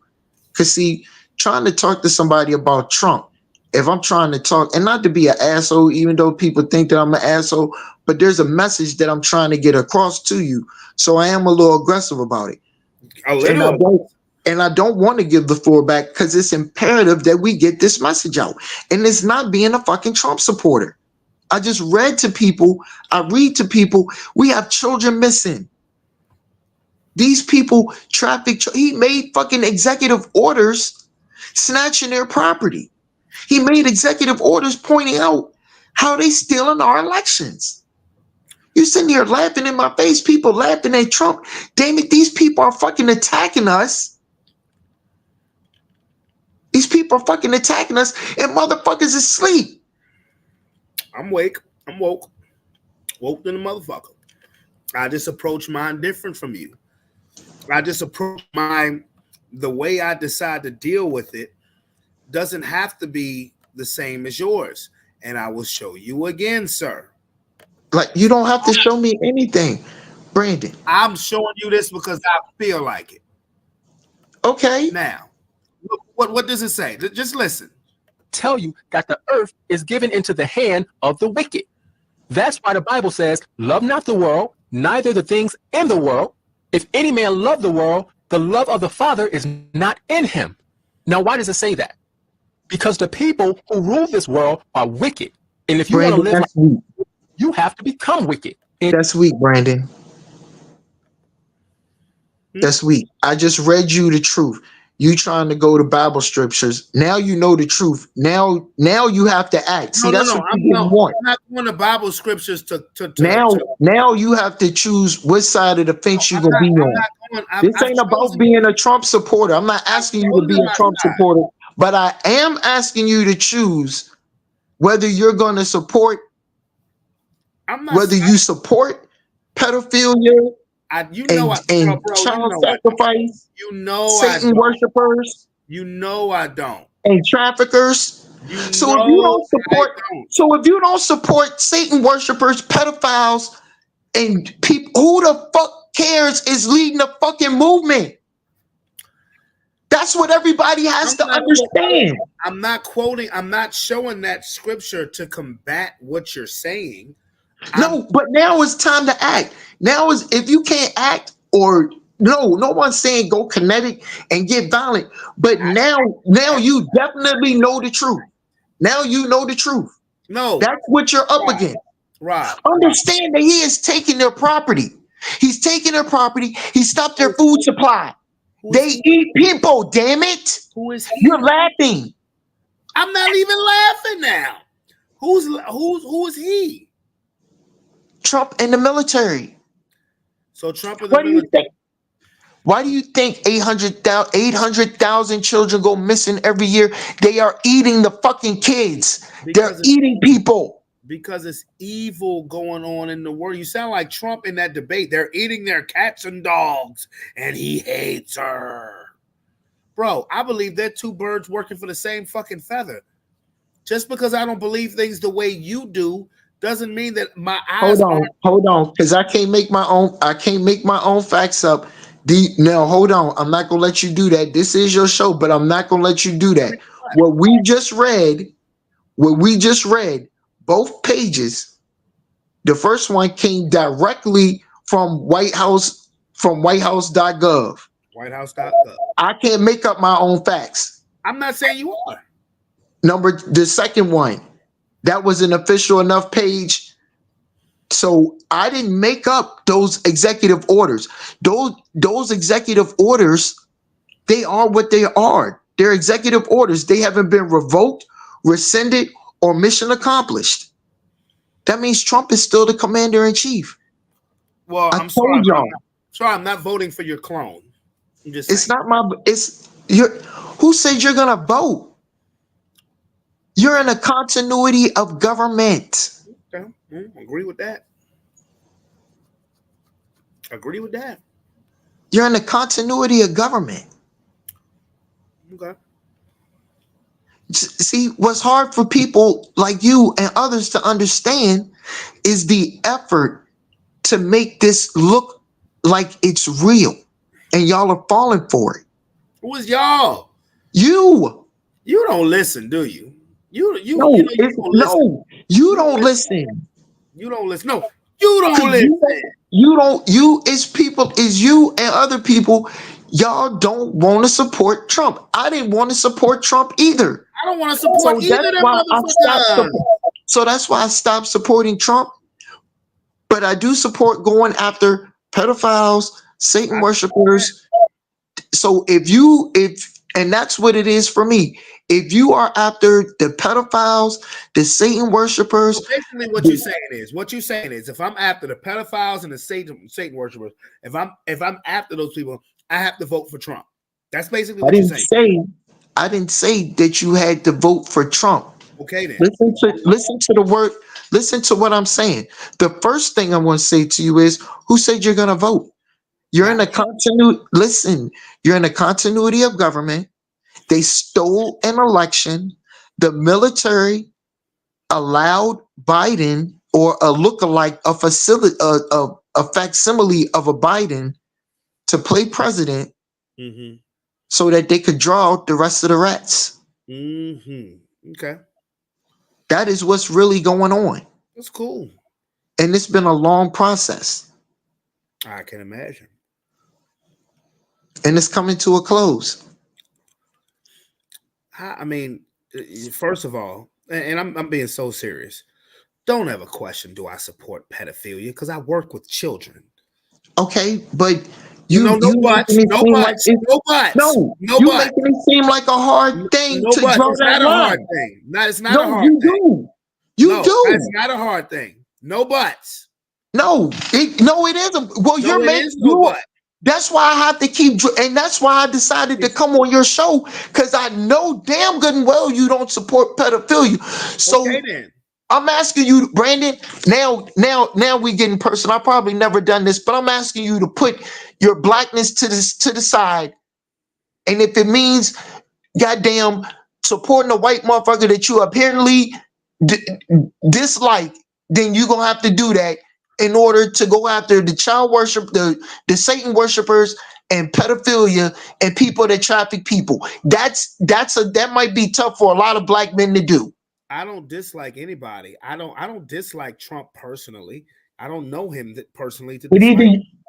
I don't like his ish. I don't like his stance as a politician. I don't like Kamala's neither. And you know what? Hold on. I didn't like his stance as a politician either. And you know what else really made me fucking piss me the fuck off? Grab him right in the pussy. Who You've the fuck? explained this already. You've explained this But already. no, listen. You're getting ready to follow that up with saying, well, some of the pussies may have used to been men, right? When I did my research and I found out that a lot of the women in Victoria's Secret are really men, I just said that. a lot of the women in the Miss America and Miss World are really men. I just said That's that. why he said you got to grab them right in the pussy. I just said that. I literally just said what the hell you were going to say before you said it, because you've said it before. And you said it before on here. So again, you deal with things the way you deal with them. I deal with things the way I deal with them. Don't you tell me no more. If you don't support some pedophilia, I work with kids. I got 2 of my own. I wish a motherfucker would. Well, Brandon, this is the hard thing that now if I'm you not want to talking make it about what you personal say to now, this anybody is else. the I'm hard talking thing about that what you I'm say to me. asking you. You gonna either support Trump or you gonna just keep running the race card. First of all, I don't have to support. I don't have to support none of that stuff that you're saying, but that don't mean I have to support him. Well, Brandon, these are the lines. See, that's the hard part. People don't want to establish where they are and decide where they're going to stand on the line. That's the line, damn it. Bro, I've established the line of where I'm going to stand. I don't. These people are eating fucking children. They're eating people. You know what? Trump might have had an arm sandwich today too. You don't know that. See, there we go with the deflecting. I'm not deflecting. I've There we go. I just read you 2 EOs. Do we have to go through some more executive orders that Trump did? I've stood 10 toes This down. isn't I about don't like Trump. either of them. This is about the Satan worshipers, the pedophiles, the child sacrifice. These are the people that are running our world. They're the politicians on both sides. It's them. I literally No, because you keep talking about they're both sides. I hate both. You don't understand both sides are after him, god damn it. Both sides they're after us. He's standing in the way, god damn it. Fuck. But see, I don't believe that. You just read the executive order. You just read 2 of them. You just read 2 of them with his name on it, where he's directing the government and the military to get these people. Let me ask you something. Wasn't it you that told me that he had his own little pedophilia shit going on? Yeah, exactly. Birds working for the same fucking feather.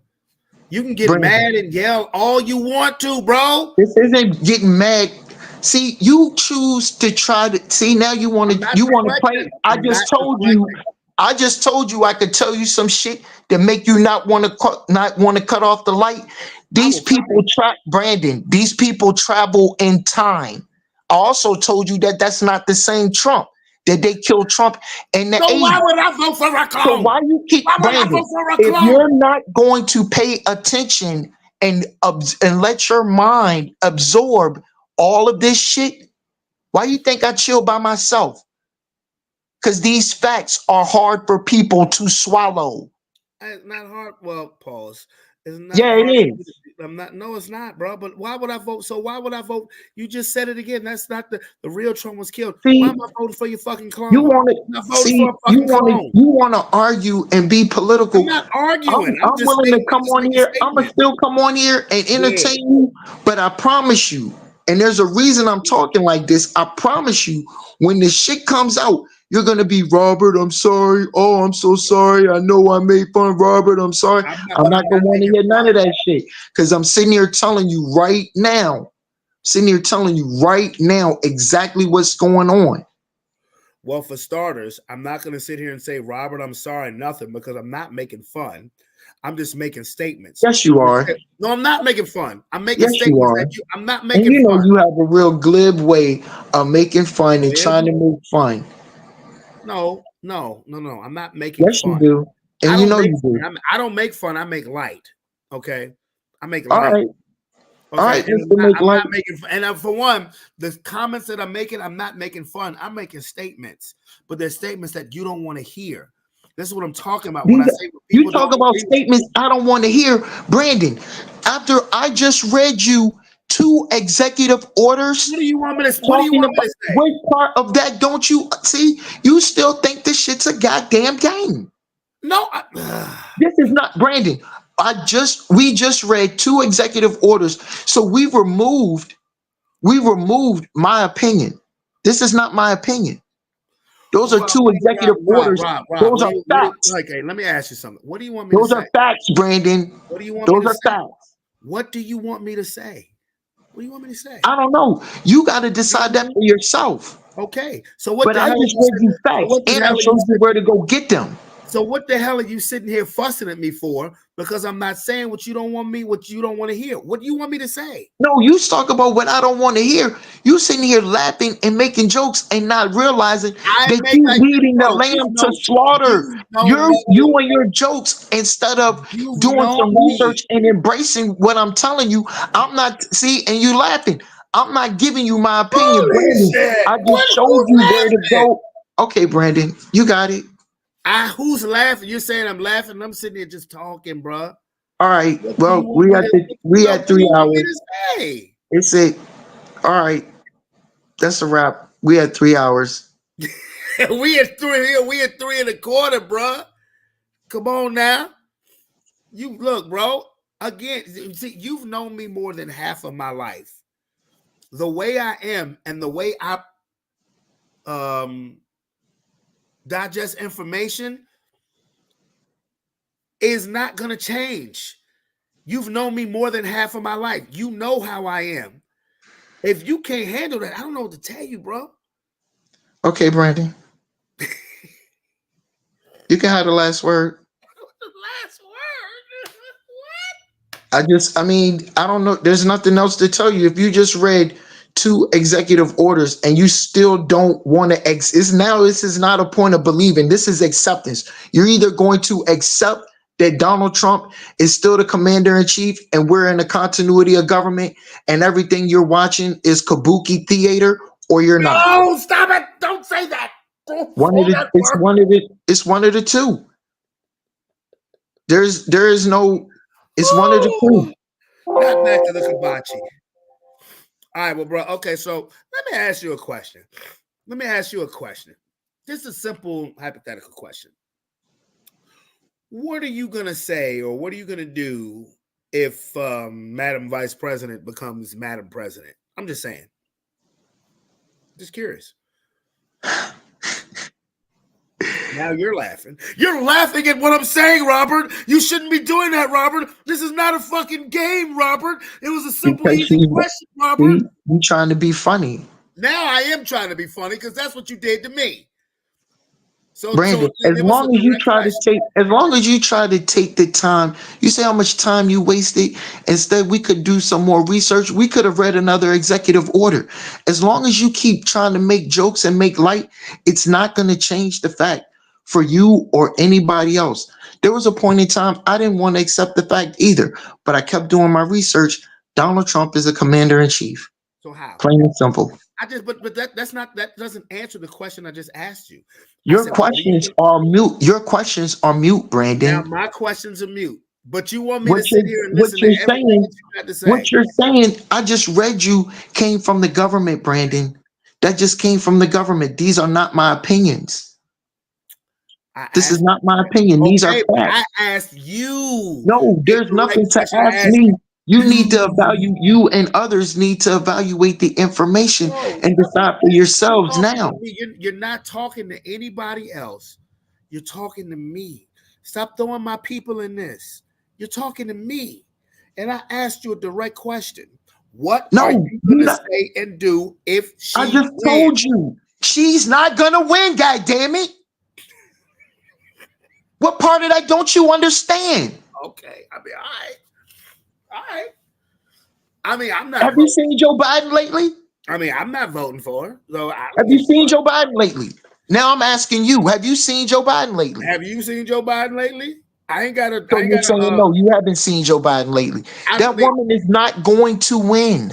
Why would I see Joe Biden lately? I'm a nigga We in might not even have off of Staples Mill Road. Why would I see we Joe? might not even have elections. You haven't seen Joe Biden on TV. We might not even have I'm not elections. looking for Joe Biden on TV neither. And even if we do have elections, that that character is never going to assume the office of president. You want to put some money on it? I don't give a fuck. So no, I mean I don't I care. want them to put money on it that I ain't even got. So why would I bet you if you ain't got it? That's what I'm Because saying. I'm gonna have it in the future because I play my cards right. See, as long as people keep running their mouth before they doing some research, you're always gonna stay ignorant and broke. So you got to do one of the two. If you're gonna be dumb, you got to be tough. Mm-hmm. But because I paid attention to what the hell is going on, I know to get some Iraqi dinar. I know to get some dong, the Vietnam dong, Iraqi dinar, Brazilian Boulevard. Okay, for sure. But motherfuckers is running around worried about green dollars, not understanding these motherfuckers are broke. You better pay attention to bricks. That sound like a crack. That sound like a cocaine reference. See, you still laughing and joking.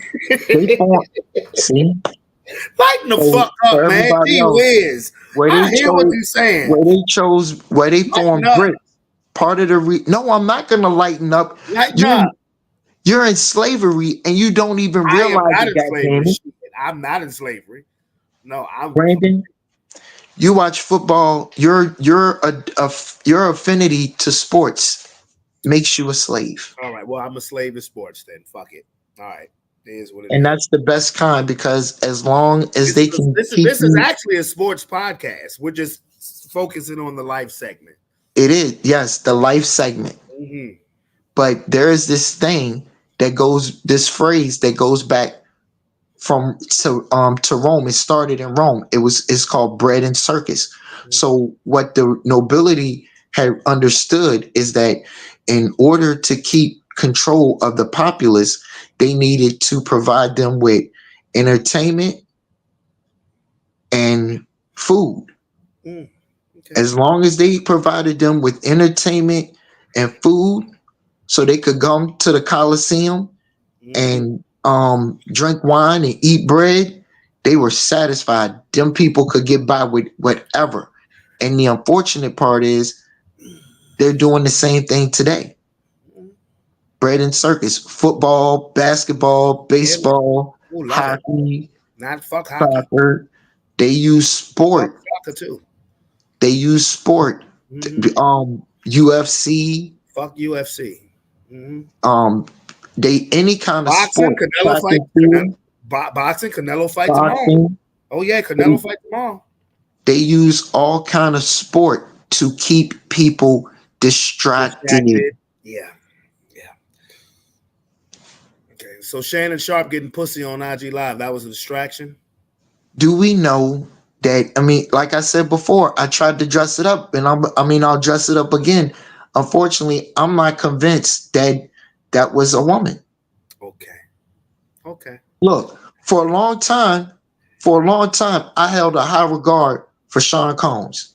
I thought, and I'm sure a lot of us thought that Sean Combs was a good guy till we seen him launch Cassie across a goddamn hallway. I think a lot of people's opinions on him had changed before that video, but point well taken.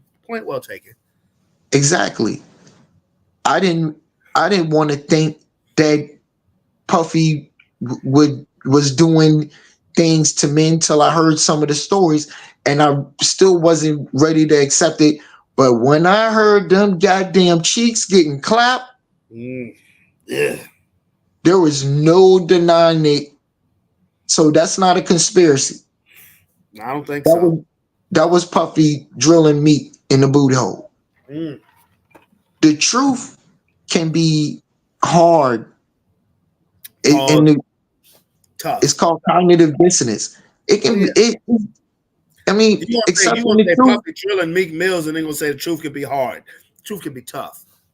Okay, the truth can be tough, whatever. But either way, Shannon Sharp gonna still got a long way to go because now the standard is high. We know that Puffy is guilty, and it's not alleged. These things are facts. Yeah. Now, Shannon Sharp got the bar is high. He got to do a whole lot more to show me that he ain't gay or that he don't go both ways. Shannon Sharp don't give a fuck if he gay or not. I'm tell you that right now. No, he does, and his reputation his reputation demands that people see him as being a ladies' man and not a switch hitter. Okay. Right. He wouldn't have if right now he has the allure of an uncle, the older black man that's got some wisdom. It's gonna shoot Also, it straight he's with also you. a father and a grandfather too. I'm just saying. You know? Yeah, a lot of these men are fathers and grand. Hey, Will Smith got allegations. Will Smith and somebody else got allegations of pumping another young actor. Dwayne Martin. Yeah, Dwayne Martin ran in that boy booty. He ain't That no young boy. boy. They're the same age.